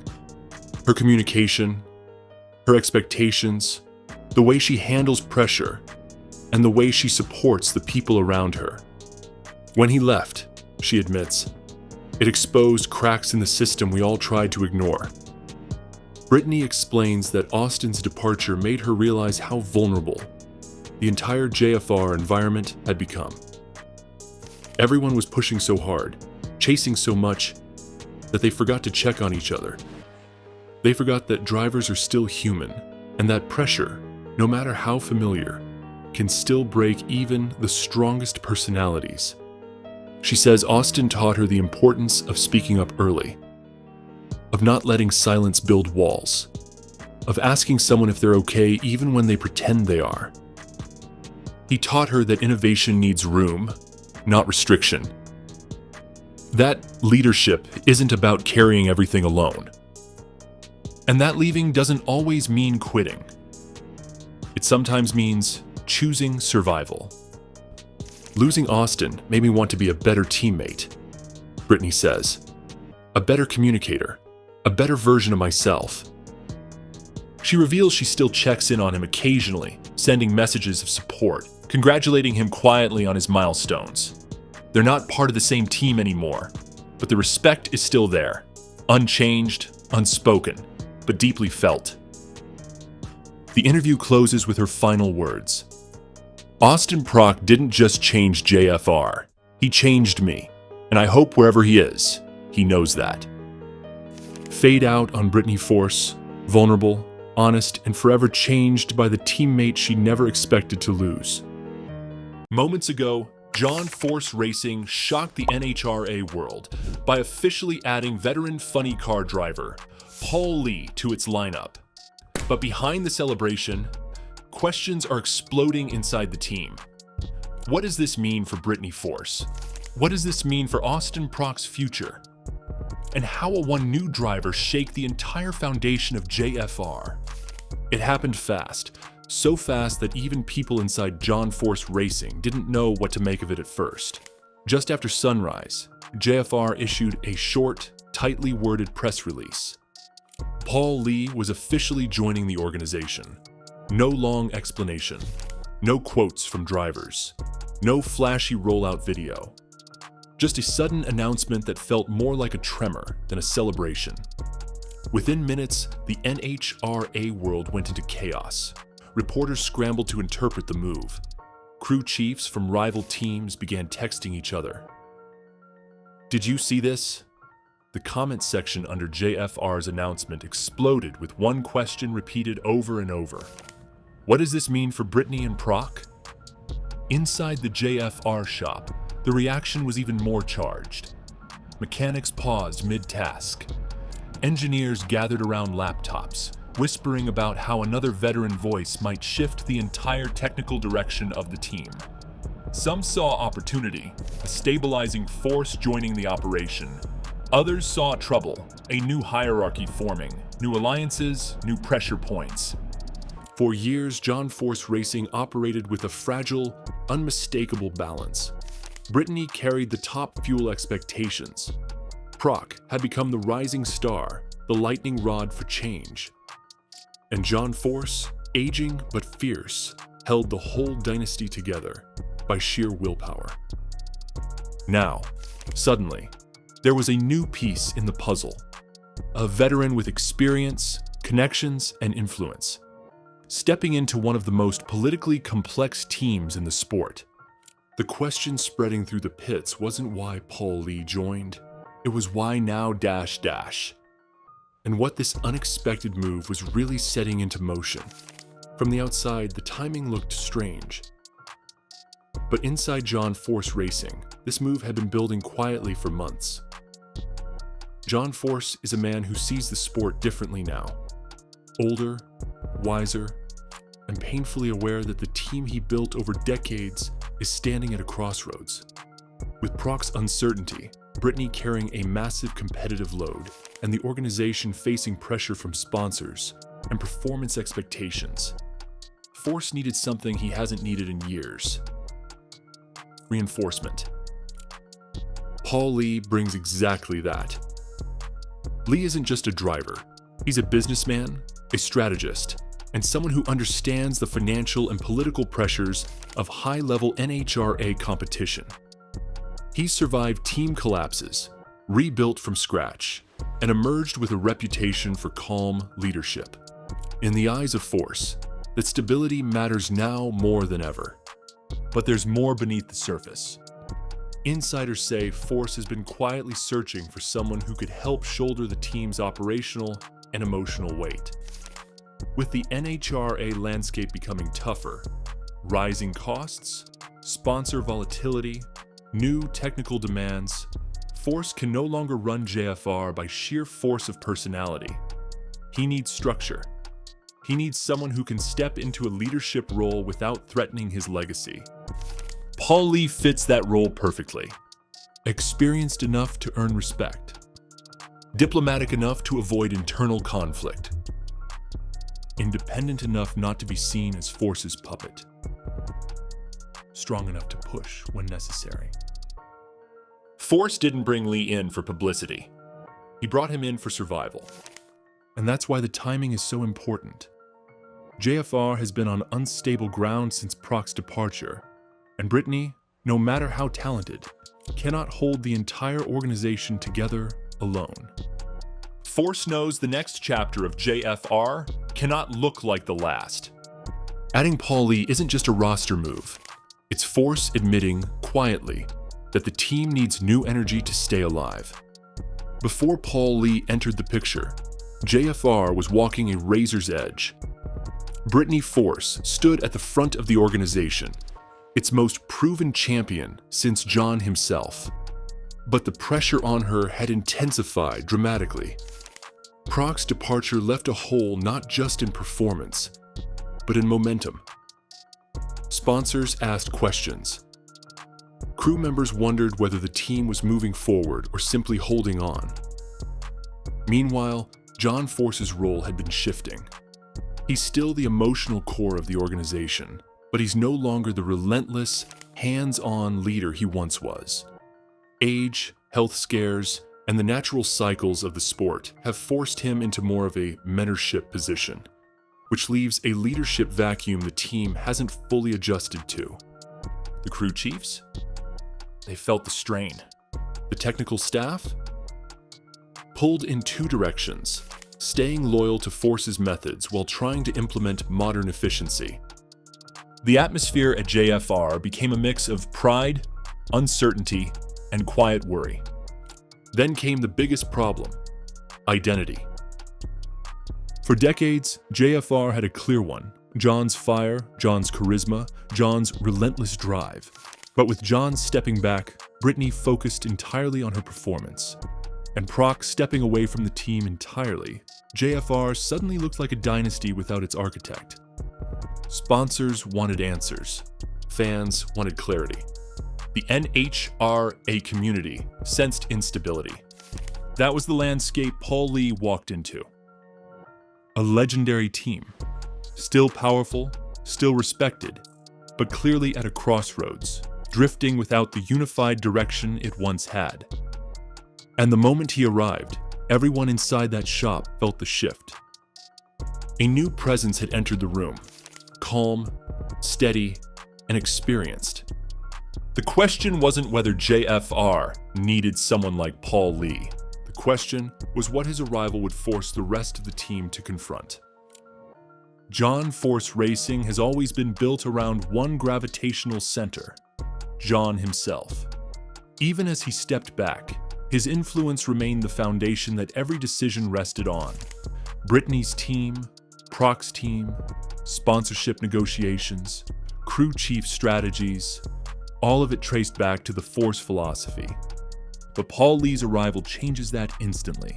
For the first time in years, JFR has another veteran presence with real authority. Someone not raised under the Force way. Someone with his own identity, his own business approach, his own expectations for how a team should run. Inside the organization, that changes everything.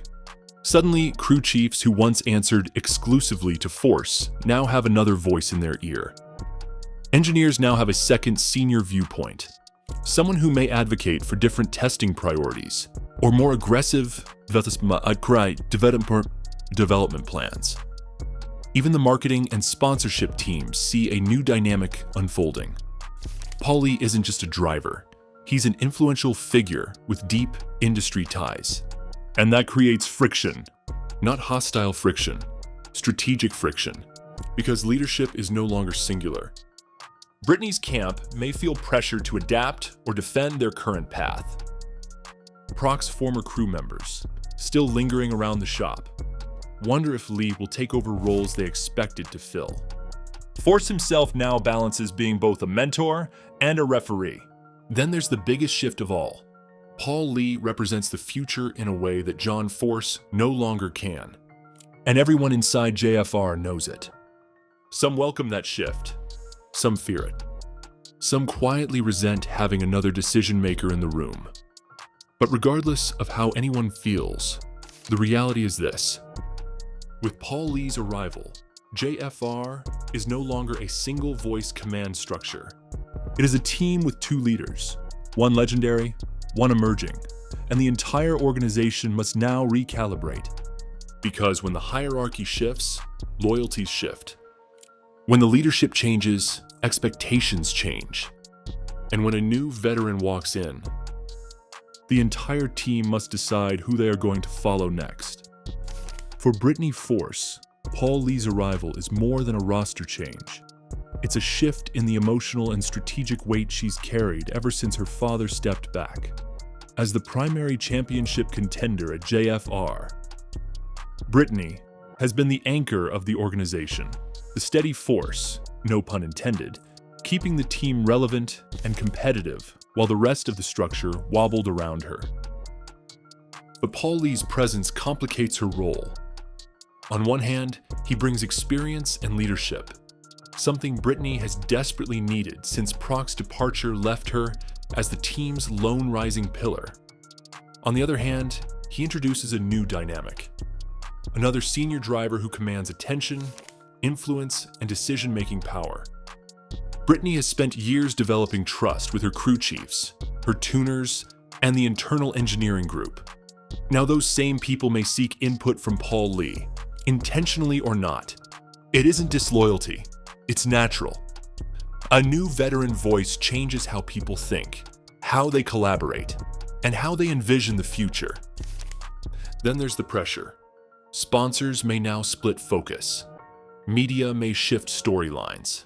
Fans may expect Brittany to redefine herself in the shadow of another leader. Even John Force himself, ever the strategist, might see Lee as a bridge to stabilize the team while Brittany remains locked into top fuel championship contention. Emotionally, that's a heavy load. Brittany has always thrived in a clear, structured environment. When she knows her role, she dominates. When the ground begins to move beneath her, she tightens up, tries to compensate, and pushes herself harder.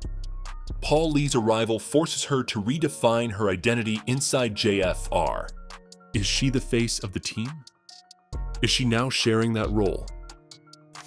Or is JFR quietly preparing for an era where Brittany is no longer the singular focal point?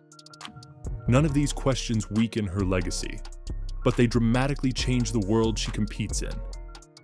And for the first time in years, Brittany Force must adapt to a teammate who isn't there to be mentored, but to lead. Perhaps no one's future is more directly affected by Paul Lee's arrival than Austin Proc's. Even though he may no longer be with JFR, the ripple effects of this move hit him harder than anyone else, because it sends a message, loud and clear, about where John Force Racing is heading. Before Lee joined, many believed the door for Proc's return, whether short-term or long-term, was still cracked open.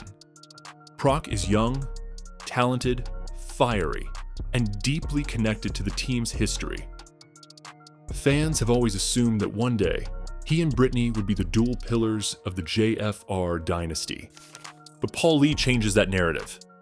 By bringing in a veteran rather than grooming another young star, Force signals that he wants stability now, not 2 years from now.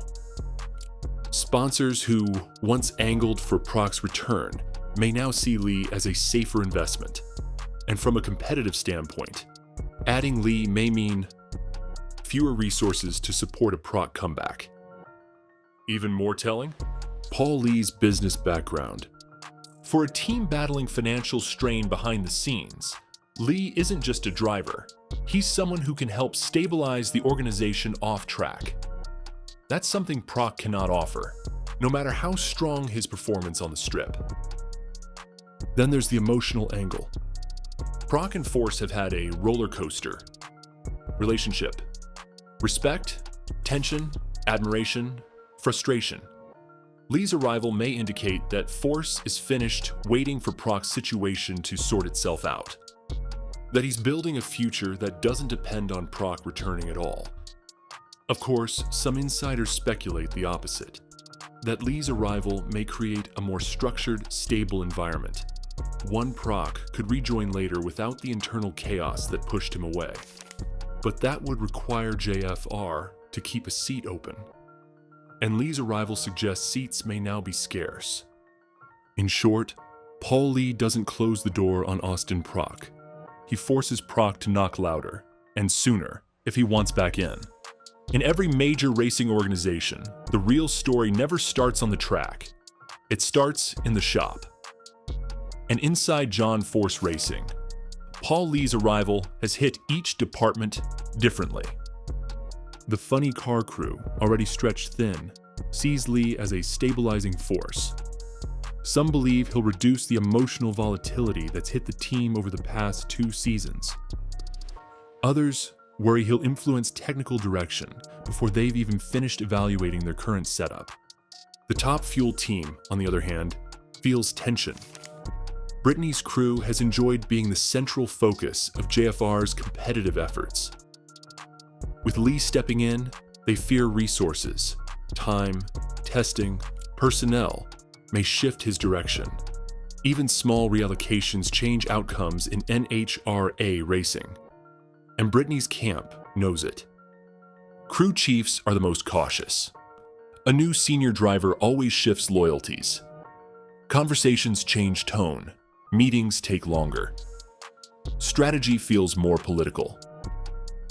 No one wants to pick sides, but everyone knows sides are forming. Among the mechanics, whispers spread. Is he here to help? Or to lead? Who does he report to? Is this the start of Force stepping out? What happens if Brittany and Lee disagree? No one says these things out loud near the wrong people, but they say them. Engineers, meanwhile, are quietly curious. Paul Lee has a technical mind, and his interest in data and decision-making could push the team in new directions.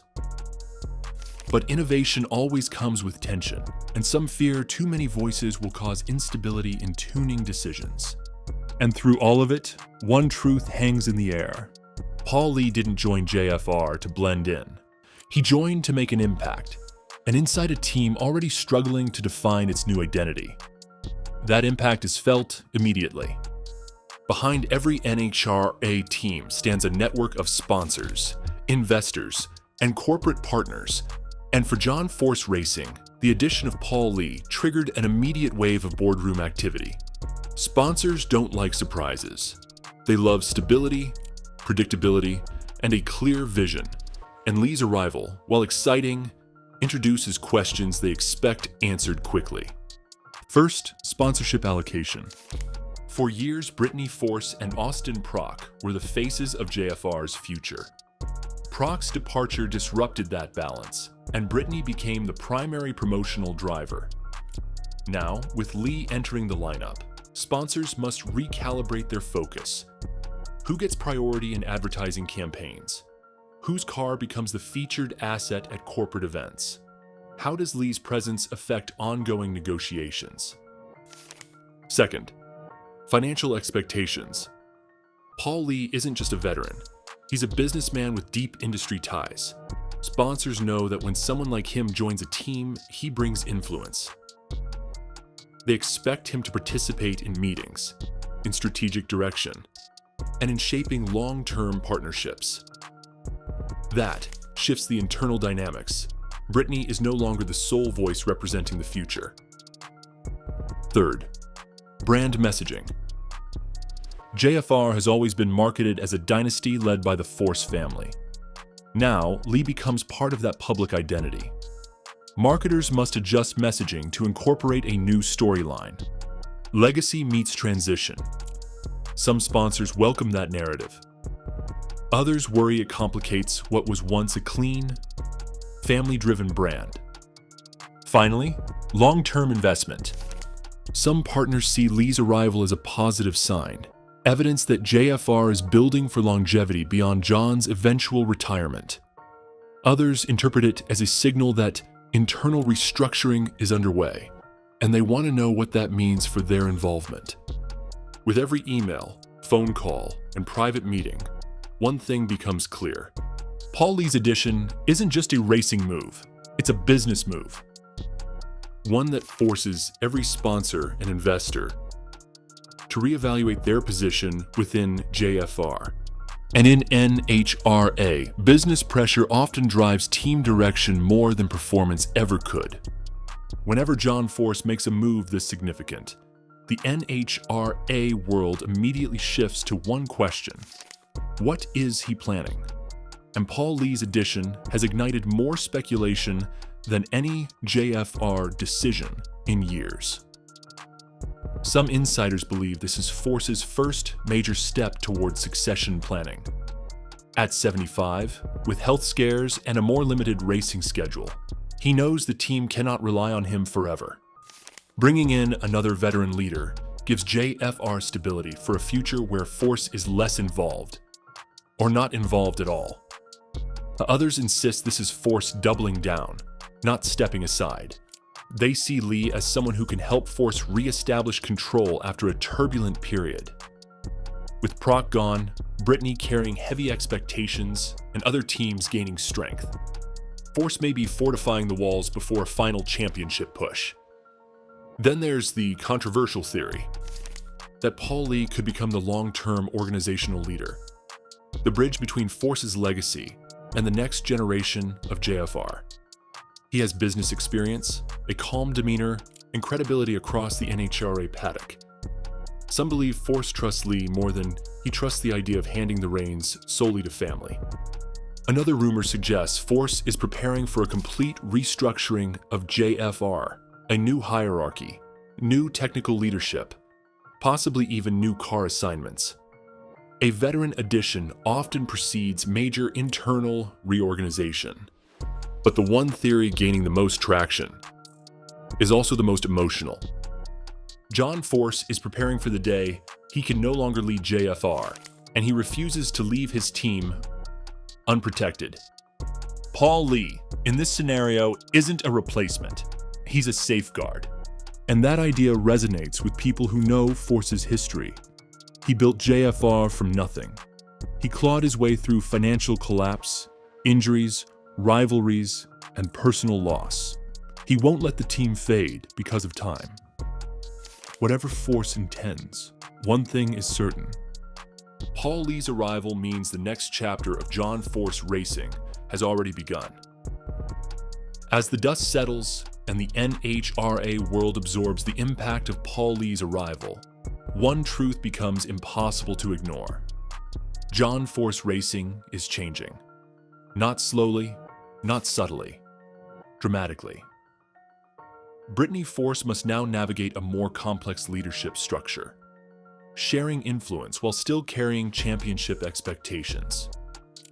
Austin Proc, whether he returns or not, now faces a very different JFR than the one he left. Crew chiefs, engineers, and staff must adjust to new voices, new priorities, and a shifting chain of command. And at the center of it all stands Paul Lee, not as a replacement, but as a catalyst. His presence forces everyone inside JFR to confront the future. What does leadership look like without John Force calling every shot? Who defines the team's identity when legacy and transition collide? How do you protect a dynasty when its founding pillar is nearing the twilight of his career? The paddock can sense it. The sponsors can sense it. The fans can sense it. John Force Racing is entering a new era, one shaped by necessity, evolution, and the delicate balance between preserving history and building tomorrow. Paul Lee didn't just join the team. He joined the story of a dynasty in transition. And now the question is not what this means for today, but what it means for the future of John Force Racing. 1 minute ago, Courtney Force broke years of silence and made a raw, emotional statement about her father, John Force. And what she revealed changes everything we thought we knew about life inside the Force dynasty. Her honesty exposes the pressure, the sacrifice, and the hidden cost of growing up under a racing legend's shadow, and why she could no longer carry it. It happened during what was supposed to be a lighthearted interview, one of those rare appearances Courtney Force makes now that she's stepped out of the racing spotlight. But somewhere between questions about life after the track and her new routines, the interviewer asked about her father. And something in Courtney shifted.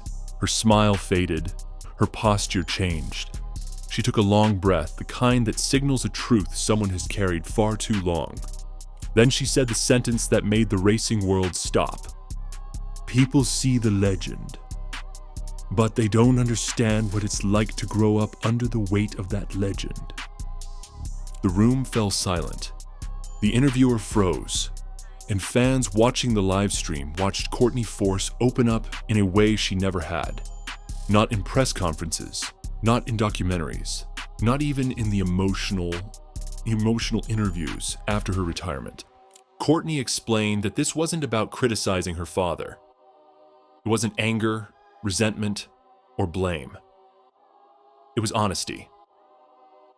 A kind of honesty she avoided for years because she didn't want to disappoint the man whose approval meant everything. She admitted she had spent most of her life performing strength, balancing expectations she never dared to question, while fans saw victories, trophies, records, and iconic moments shared with John Force. She felt the invisible pressure no one talked about. She describes it as loving someone so much that you're terrified of letting them down every single day. Her voice trembled as she added, "I don't think people realize how heavy it is to carry a name that already changed the sport." That was the moment everyone realized Courtney wasn't just making a statement. She was finally telling the truth about what it meant to be John Force's daughter, and why the world never understood the cost behind the legacy. When Courtney begins talking about her childhood, her voice softens, not in nostalgia, but in recognition of how early the pressure began. She explains that most kids grow up with sports, school, and birthday parties. Her childhood, it smelled like nitro. It sounded like engines shaking the earth. It moved at 330 miles per hour. She remembers being backstage at races before she even understood what racing meant. Photographers snapping pictures, fans asking for autographs, her father pacing with the intensity of a man fighting for oxygen. John Force was already a giant in the sport when Courtney was still learning how to spell her name. And that, she admits, shaped everything. From the outside, she says, it looked like magic, but inside, it was a lot to carry at a young age. Courtney reveals that growing up in the Force family wasn't about being pushed. It was about being surrounded by expectation. Teachers, neighbors, even strangers assumed she would follow her father, echo his personality, inherit his greatness. Every compliment had a shadow. You'll be just like your dad someday. But Courtney wasn't built like her father. She was quieter, more analytical, more emotionally aware. She didn't thrive on chaos the way John did. She didn't crave the spotlight. She learned to adapt to it because she had no choice. As a kid, I just wanted to make him proud, she admits. I didn't realize how early I started shaping myself around that. She says it took years to understand the difference between wanting to succeed and needing to succeed because the world expected nothing less. To fans, her father was a superhero. To Courtney, he was both that. and the impossible shoes she was expected to fill. When Courtney transitioned from the sidelines to the driver's seat, she didn't do it with confidence. She did it with fear. Fear that the world already had its mind made up about her. Fear that people believed she got the opportunity because of her last name. Fear that every mistake would be broadcast louder because the Force family didn't produce average. "The first time I sat in the car," she says, "I heard the critics louder than the engine." She recalls reading comments online, hearing whispers in the pits, picking up on crew members' skepticism. She understood why. They didn't know her yet. They only knew her father. And she realized quickly that earning respect in the NHRA world would take more than talent. It would take resilience, thick skin, work ethic beyond what anyone expected from a rookie. Courtney began staying late, studying data, asking questions, building her own voice in an environment dominated by veteran crew chiefs and the presence of her father's legacy. She remembers walking into meetings where everyone looked at her as John's daughter first and a driver second. "I had to fight for people to see me," she says, "not the last name, not the brand, me." But even as she earned victories, broke records, and proved her skill, the pressure didn't fade. Every win came with the unspoken question: is she becoming as good as John? Better? Or falling short? Courtney reveals she never allowed herself to enjoy early success because she was always bracing for criticism. Every minor mistake felt catastrophic. Every mechanical failure felt personal. "No matter how hard I worked," she admits, "I felt like I was always trying to escape a shadow I never asked to stand in." This constant tension between achievement and expectation eventually became the primary fracture that would shape her entire racing career. Courtney describes the breaking point not as a dramatic explosion, but as a slow, quiet realization built from years of internal pressure. It was during a post-race press conference. She had just performed exceptionally, one of her best weekends. The crowd cheered, cameras flashed, her crew celebrated. But then a reporter asked the one question she'd heard 1,000 times. "Do you think you'll ever be as great as your dad?" Courtney remembers freezing. Not because she didn't know the answer, but because she realized she was exhausted from having to answer it at all. "That was the moment," she says. "The moment I realized the world wasn't watching me. They were watching the possibility of the next John Force." She could feel her identity slipping into something she didn't control. A narrative built around comparisons she never invited. Even in victory, the shadow was there. Even in success, she felt small. It hit her all at once. No matter how hard she worked, no matter how much she achieved, the measuring stick would always be her father. And no one, not even John, could undo that. She remembers walking out of the conference with a tight chest, thinking, "This isn't joy anymore. This is survival." Courtney admits she didn't tell anyone how much that moment affected her. Not her sisters, not her crew, not even her father. She went home, sat alone, and realized she was living her life through someone else's expectations. "That was when I understood," she says. "I wasn't chasing my dream anymore. I was living his." The emotional weight of that truth reshaped her entire perspective and ultimately led to the most difficult decision of her life: stepping away. Courtney's tone shifts here, more fragile, more honest than fans have ever heard her. She admits she spent years pretending everything was fine, even when the emotional weight of the Force legacy became unbearable. To fans, she was confident, poised, fearless. But behind closed doors, the truth was completely different. "There were nights I couldn't sleep," she says quietly. "Not because I was scared of racing, but because I was scared of disappointing my dad. She describes a version of pressure most people never experience. The pressure of representing not just yourself, but an entire dynasty built on decades of sacrifice and success. Every time she put on her fire suit, she felt like she was putting on armor to protect her family name.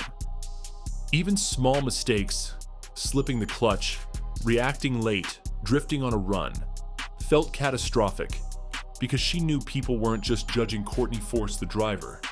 They were judging John Force's daughter. She describes moments where she cried alone in hotel rooms after tough weekends, replaying her mistakes over and over again. She never told anyone, not her father, not her sisters, not her crew. I didn't want to seem weak, she explains. In our world, strength isn't suggested, it's expected. She also admits something she's never said publicly. Sometimes she resented how effortlessly her father handled pressure. While she felt crushed under expectations, John thrived under them. He fed off the chaos, used it as motivation, and transformed pressure into performance. Courtney couldn't do that. Not consistently, not without emotional cost. I thought something was wrong with me, she says. I thought, if I'm not built like him, maybe I don't belong here. Fans never saw that part.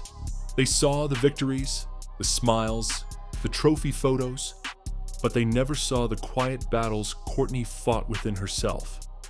Courtney says her departure from racing wasn't a sudden decision. It was a slow unraveling of a dream that had become too heavy to carry. For years, she powered through doubt, anxiety, and emotional exhaustion. She kept telling herself she just needed one more run, one more win, one more breakthrough. And then the pressure would ease. It never eased, she says. I got louder. Her breaking point came during a routine test session. Nothing dramatic happened. No crash, no argument. But Courtney remembers climbing out of the car after a run, taking off her helmet, and realizing she felt nothing. No excitement, no adrenaline, no joy, just emptiness. That scared me more than any run I'd ever made, she admits. She stepped away from the car, looked at her crew, people she loved, and knew she couldn't keep pretending. Her mind was exhausted, her heart was tired, her identity had been swallowed by expectations she could no longer meet. Telling her father was the hardest part. When she sat down with John, he initially didn't understand.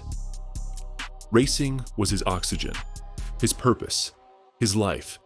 He didn't know how to comprehend a world where his daughter didn't want to race anymore. But as Courtney explained her emotional struggle, her fear of letting him down, and the toll the legacy had taken on her mental health, something shifted.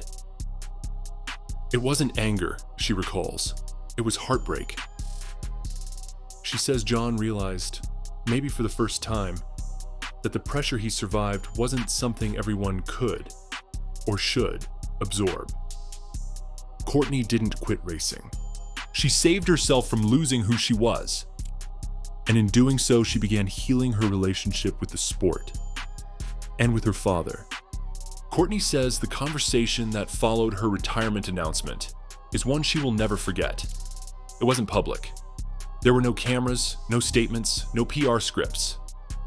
Just a father and daughter, finally speaking honestly after years of emotional distance created by the demands of racing. John Force didn't raise his voice. He didn't try to convince her to stay. He didn't put pressure on her to reconsider. Instead, he cried. Courtney reveals for the first time that her father apologized. He apologized for the pressure he never meant to put on her, for the expectations he didn't realize she was carrying, for building a legacy so big that it accidentally cast shadows over the people he loved the most. He told me he was proud of me, she says, tears forming, not as a driver, as his daughter.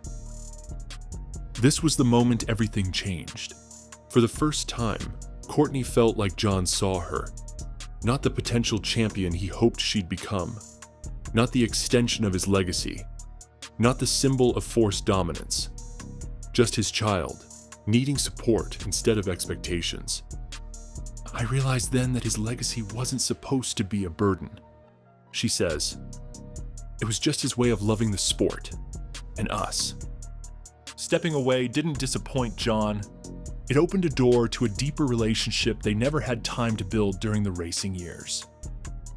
Courtney smiles softly as she recalls that moment. That's when I knew I'd made the right choice. Courtney explains that stepping away from racing didn't just change her career. It fundamentally changed her relationship with her father. For the first time in her life, she wasn't being evaluated through the lens of performance, speed, statistics, or comparisons. She wasn't John Force's daughter, the driver. She was simply Courtney. And that shift, she says, was the beginning of healing. Racing kept us close, she admits, but it also kept us confined. Their conversations had always revolved around the sport, strategy, performance, sponsor obligations, the next event. Every interaction was tied to results, even when love was the foundation beneath everything. But after she stepped away, something unexpected happened. Silence. Not the awkward kind, but the kind where two people realize they don't fully know each other outside the world that defined them. Courtney says her father struggled at first. He didn't know how to talk to her without talking about racing. But slowly he began asking different questions. How are you sleeping? What are you enjoying these days? What do you want your life to look like? For the first time, John wasn't coaching her. He was listening. She remembers a moment that changed everything. They were sitting on the porch of the shop, just talking about life after racing, when John said, "I'm proud of you for knowing when to stop. I never did." Courtney realized then that stepping away didn't weaken their bond. It strengthened it. It gave them room to be father and daughter instead of mentor and protege. It gave John a chance to see her beyond the helmet. And it gave Courtney the space to finally understand her father not as a legend, but as a human being who had been shaped by the same pressures he passed down unknowingly. Leaving racing didn't distance us, she says softly. It brought us together in a way the sport never allowed. Courtney takes a deep breath as she shifts her attention from personal memories to the broader message she hopes fans can understand. She addresses the misconceptions surrounding legacy. How people assume that inheriting greatness is a gift, when in reality, it can feel like a responsibility too heavy to carry. People think carrying a famous name gives you confidence, she says. Sometimes it does the opposite. She explains that no one, not fans, not analysts, not even well-meaning crew members, truly understands the internal battle that comes with being compared to a racing icon. Every comment like, "You're just like your dad," or "Are you going to beat his records?" may be intended as encouragement, but to her it always felt like a test she never asked to take. Courtney emphasizes that she is proud of her father and proud to be a force. But she wants fans to recognize that identity is something each person must find for themselves. She reveals that stepping away from racing wasn't about quitting. It was about reclaiming her own life, her own voice, her own sense of who she was outside of the sport. "I didn't retire because I was weak," she says. "I retired because I was brave enough to choose myself." She speaks directly to fans who feel trapped by expectations, whether from family, career, or society. She encourages them to recognize that stepping off a certain path doesn't mean failure. Sometimes it's the beginning of truly understanding who you are. Her closing words in this section resonate deeply. Legacy is not a burden unless you let it be one. And a name, even a great one, doesn't define your worth. The interviewer asks Courtney one final question. What do you want people to understand about your father now that you've spoken your truth? She pauses, considering her words carefully, not wanting them to be misinterpreted. Then she delivers the statement that reshapes the entire narrative. My father isn't the reason I left racing. He's the reason I survived it. She explains that while the pressure of being a force was immense, it was never about John demanding perfection. It was about the emotional intensity he carried and passed on, because racing was all he knew for most of his life. She reveals that the man fans see as a force of nature is also vulnerable, compassionate, and deeply human behind closed doors. People forget he came from nothing, she says. Every win, every title, every record came from fear and fire and survival. Sometimes that kind of life builds shadows without meaning to. Courtney admits she once saw his legacy as something she had to live up to. Now she sees it as something he built out of love, determination, and sacrifice. Something she can respect without needing to replicate. She adds that John supported her decision more deeply than fans ever knew. He checked on her constantly. He reassured her she made the right choice. He told her she didn't need to define herself by the sport he lived in. In closing, she offers a message that reframes everything. Racing didn't break us, expectations did, but honesty healed us. With that final, emotional truth, Courtney Force doesn't diminish her father's legend. She humanizes it. And in doing so, she finally steps out of the shadow and into her own light. Please welcome your 2025 Nitro Funny Car Champion for the second year running, Austin Prock.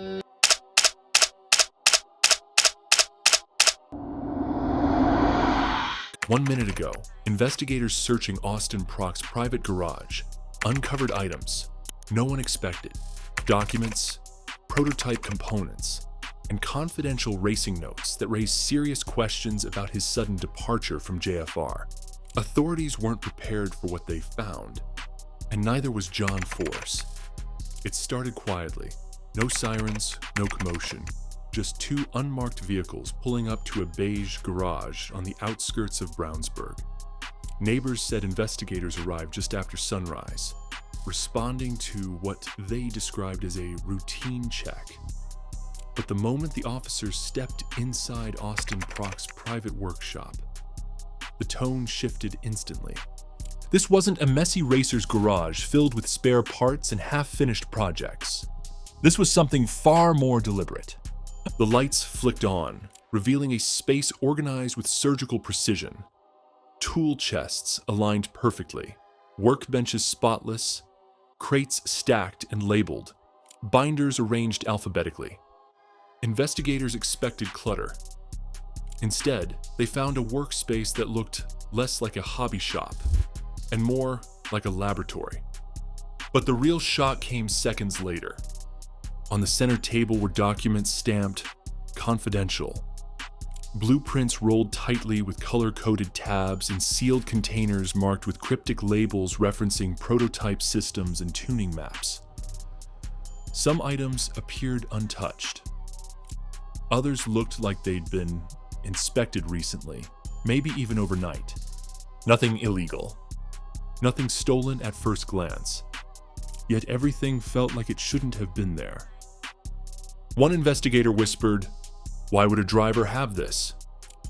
Another responded, "Why would he hide it?" By the time the garage door slid shut behind them, the search had escalated from routine to urgent. It was clear Austin Prock had been working on something big, something private, something advanced, something no one expected. And this discovery was only the beginning. The official report made it sound routine. A noise complaint, a zoning inquiry, maybe a suspicion of unauthorized mechanical work. But investigators later admitted privately that the call to Austin Prock's garage didn't come from a neighbor. It came from someone inside the racing world. An anonymous tip describing equipment being operated outside NHRA regulations and materials not suitable for a private residence. At first, authorities assumed the tip was exaggerated. Drivers often modified their own cars on personal property. But the tipster mentioned something that changed everything. Austin's working on things he didn't walk away with. That phrase raised eyebrows. Was it a misunderstanding? A rivalry? A disgruntled insider? Investigators couldn't be sure. But because Austin had recently left JFR under mysterious circumstances, the call couldn't be ignored. When authorities arrived, they expected to find an overactive workshop. Fans running late, engines being tested, maybe a violation or two. Nothing more. But the minute they stepped inside, they realized the tipster had understated the situation. This wasn't unauthorized mechanical tinkering. This was organized research. Quiet, technical, methodical. The deeper they moved into the garage, the more questions they had. Why did Austin have engineering-grade measurement tools normally found only in manufacturer facilities? Why were there sealed document boxes labeled by season and test session? Why were some containers marked with dates after the day he left JFR? Suddenly, the call didn't feel routine anymore. It felt like someone knew exactly what investigators would find. When the garage door slid open, investigators were prepared for clutter. Old tires stacked in corners, oil cans, spare engine blocks, scattered notes. Instead, they found a space that looked more like a controlled development cell than a personal workshop. The first thing that caught their eyes were the binders, neatly arranged, meticulously labeled, each containing tuning notes, aerodynamic sketches, data sheets, and performance logs. Many were dated during Austin's final months with JFR. Some even extended beyond his departure. Investigators paused. These weren't simple racing notes. They looked like complete development packages. Next, they noticed rolls of blueprint paper on a drafting table. Not amateur scribbles, professional-grade schematics. Throttle body redesigns, fuel mapping adjustments, even conceptual chassis modifications. One investigator whispered, "This is stuff teams spend millions to produce." But the most unsettling discovery came from a metal shelf near the back wall. Sealed crates stamped with codes that didn't match any known NHRA-approved systems. Written on one crate was a phrase that made investigators exchange looks. Rev 4, not final. Private use only. The items weren't illegal, but they weren't normal for a driver to possess without a dedicated engineering team. Somebody was working on a project, organized, sophisticated, and extremely private. By this point, investigators realized Austin wasn't just storing parts, he was building something. As investigators cataloged the garage, they opened a crate that immediately caused concern. Inside were prototype components, pieces that looked refined yet unfinished, engineered but unapproved. These weren't items a driver typically creates independently. One box contained early-stage fuel delivery modules with adjustable pressure systems, not seen in NHRA competition. Another held clutch plates with unconventional cross-cut designs. A third crate stored aerodynamic components shaped unlike any current funny car or top fuel attachment. Investigators checked serial numbers. None matched anything on file. Then they found the most alarming crate. Its lid marked only with Austin's initials, and a date 2 months after his departure from JFR. Inside was a partially assembled engine component with custom machining and stamped annotations. It appeared to be part of a larger system, something meant to increase efficiency, consistency, or power output.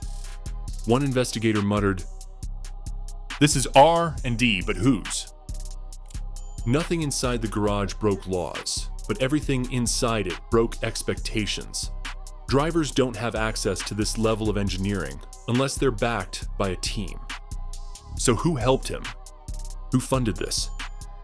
And why was he hiding it? The investigation shifted instantly. This was no longer a zoning check.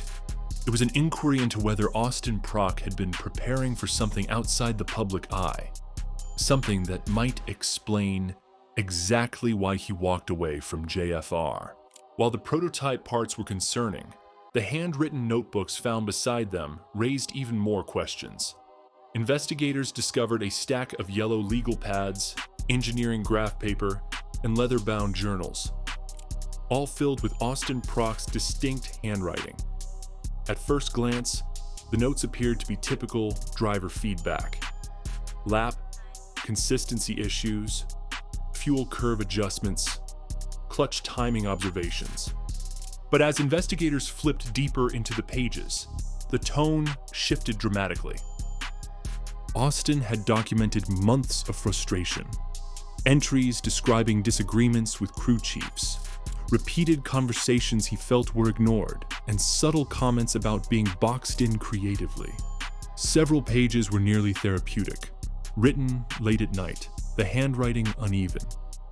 They think I'm overreacting, but something isn't right with the setup. It keeps drifting. No one listens. I know what the car needs. I feel it. But one line froze investigators. If they won't test my theory, I'll run the numbers myself. It became clear Austin wasn't stealing data. He was recording what the team wouldn't address. Further into the notebooks, investigators found detailed calculations, mixture ratios, airflow variances, combustion anomalies, all cross-referenced with the prototype parts found in the garage. Austin wasn't improvising. He was following a method. One page stood out more than any other. This isn't about leaving the team. It's about proving what no one wanted to hear. The notes transformed the investigation. This wasn't sabotage. It wasn't rebellion. It was the story of a driver whose ideas were dismissed and who quietly decided to validate them himself. Among the items seized, investigators found a black, heavily protected laptop on a workbench. It was warm, meaning Austin had used it recently. But when they powered it on, they discovered it was locked behind layers of passwords and encryption, far beyond what a casual hobbyist would use. Tech analysts were brought in. It took nearly 3 hours to access the system. Once inside, the content stunned them. The laptop wasn't filled with personal files or random downloads. It contained complete digital logs of test simulations, airflow modeling, combustion temperature graphs, and acceleration projections, data that would normally be processed by a full engineering team. But the real shock came from a deleted folder that investigators managed to recover. Project Clean Break. Inside were dozens of documents. Engine dyno simulations, stress tests for prototype parts, aerodynamic tunnel comparison charts, possible team structures for an independent racing program, current estimates for starting a small-scale development shop. One document titled Phase 3, after JFR, included sketches of vehicle layouts Austin had never driven or publicly discussed. Another file contained a short note, chilling in its simplicity. Not leaving out of anger, leaving to build something from scratch. Investigators realized Austin hadn't been preparing to sabotage anything. He'd been preparing to reinvent himself. The laptop didn't expose wrongdoing. It exposed ambition and a detailed plan he didn't want anyone to see until it was perfect. As investigators reviewed the notebooks, prototypes, and digital files, a clear timeline began to emerge. Austin's dissatisfaction didn't happen. Then suddenly, it developed slowly, starting months before his departure from John Force Racing. The deeper the investigators dug, the more they understood Austin wasn't pushed out. He was preparing to step out on his own terms. His notes revealed an escalating series of internal disagreements, most of them technical. He felt the car was inconsistent in ways no one acknowledged. He believed certain tuning decisions were outdated. He tried bringing ideas forward, but felt overshadowed by hierarchy and tradition. One journal entry read, "Hard to innovate when everything is built on legacy." Investigators now had context for the prototype parts. Austin had been quietly testing concepts he believed JFR would never approve. Experimental tuning, new airflow strategies, alternative fuel delivery solutions. Not to cheat, but to explore what he believed could make a better, safer, more consistent run. When investigators connected the timestamps of his digital work with JFR's performance logs, a pattern appeared.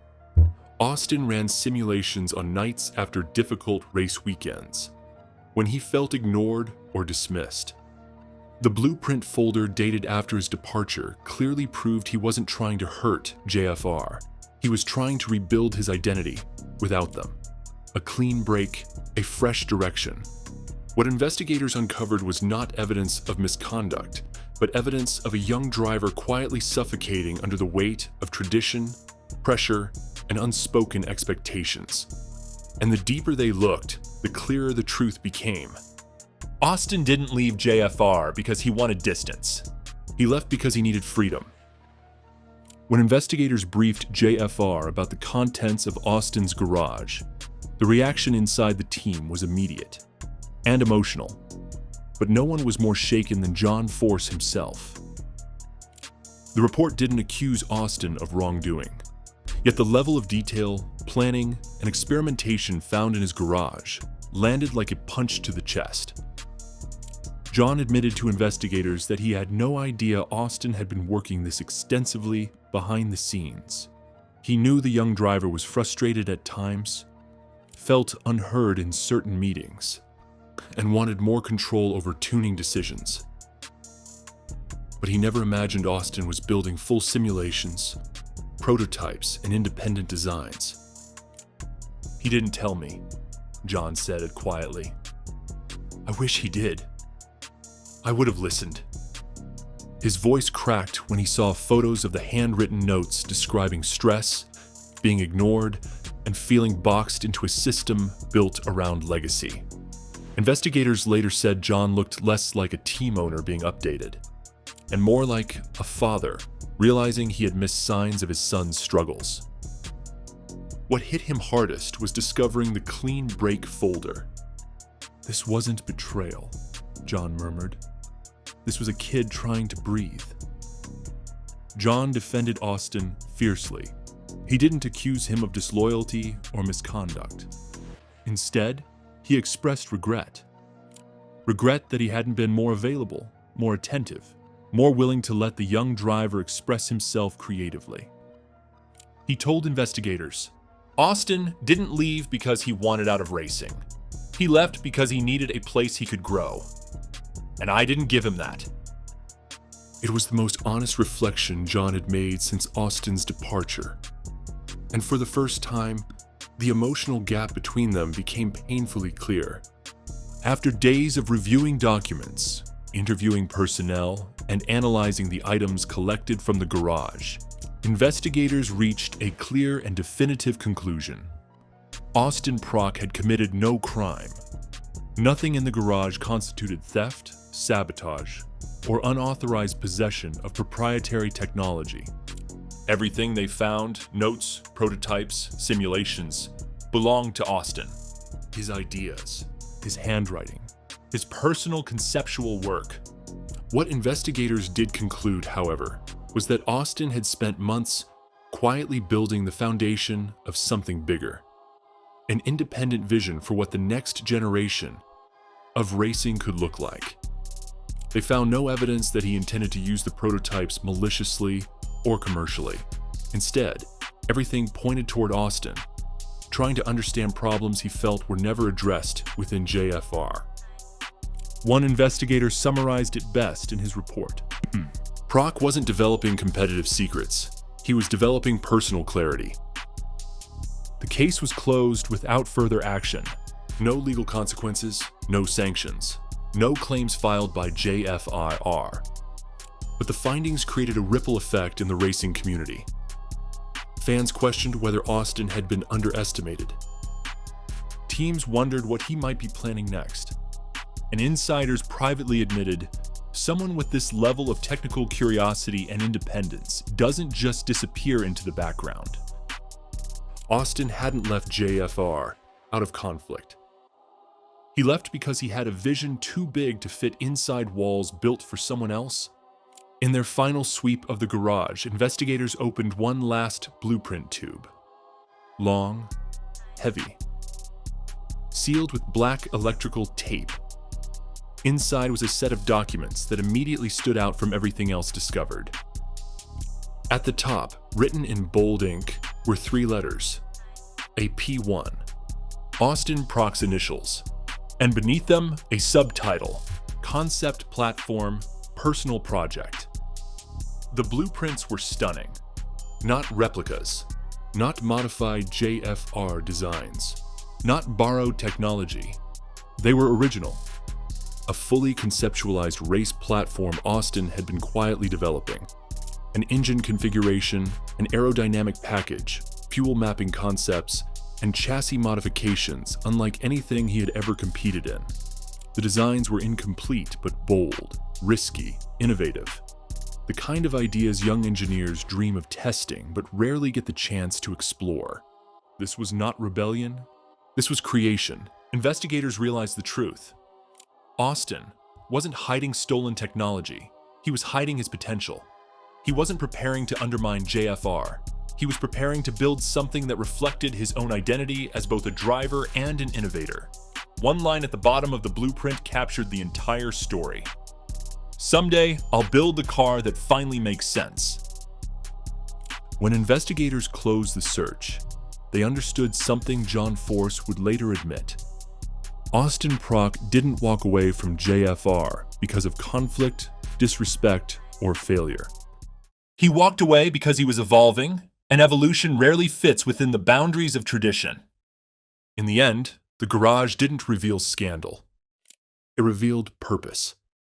Austin wasn't hiding secrets. He was hiding a future he wasn't ready to reveal. Until now.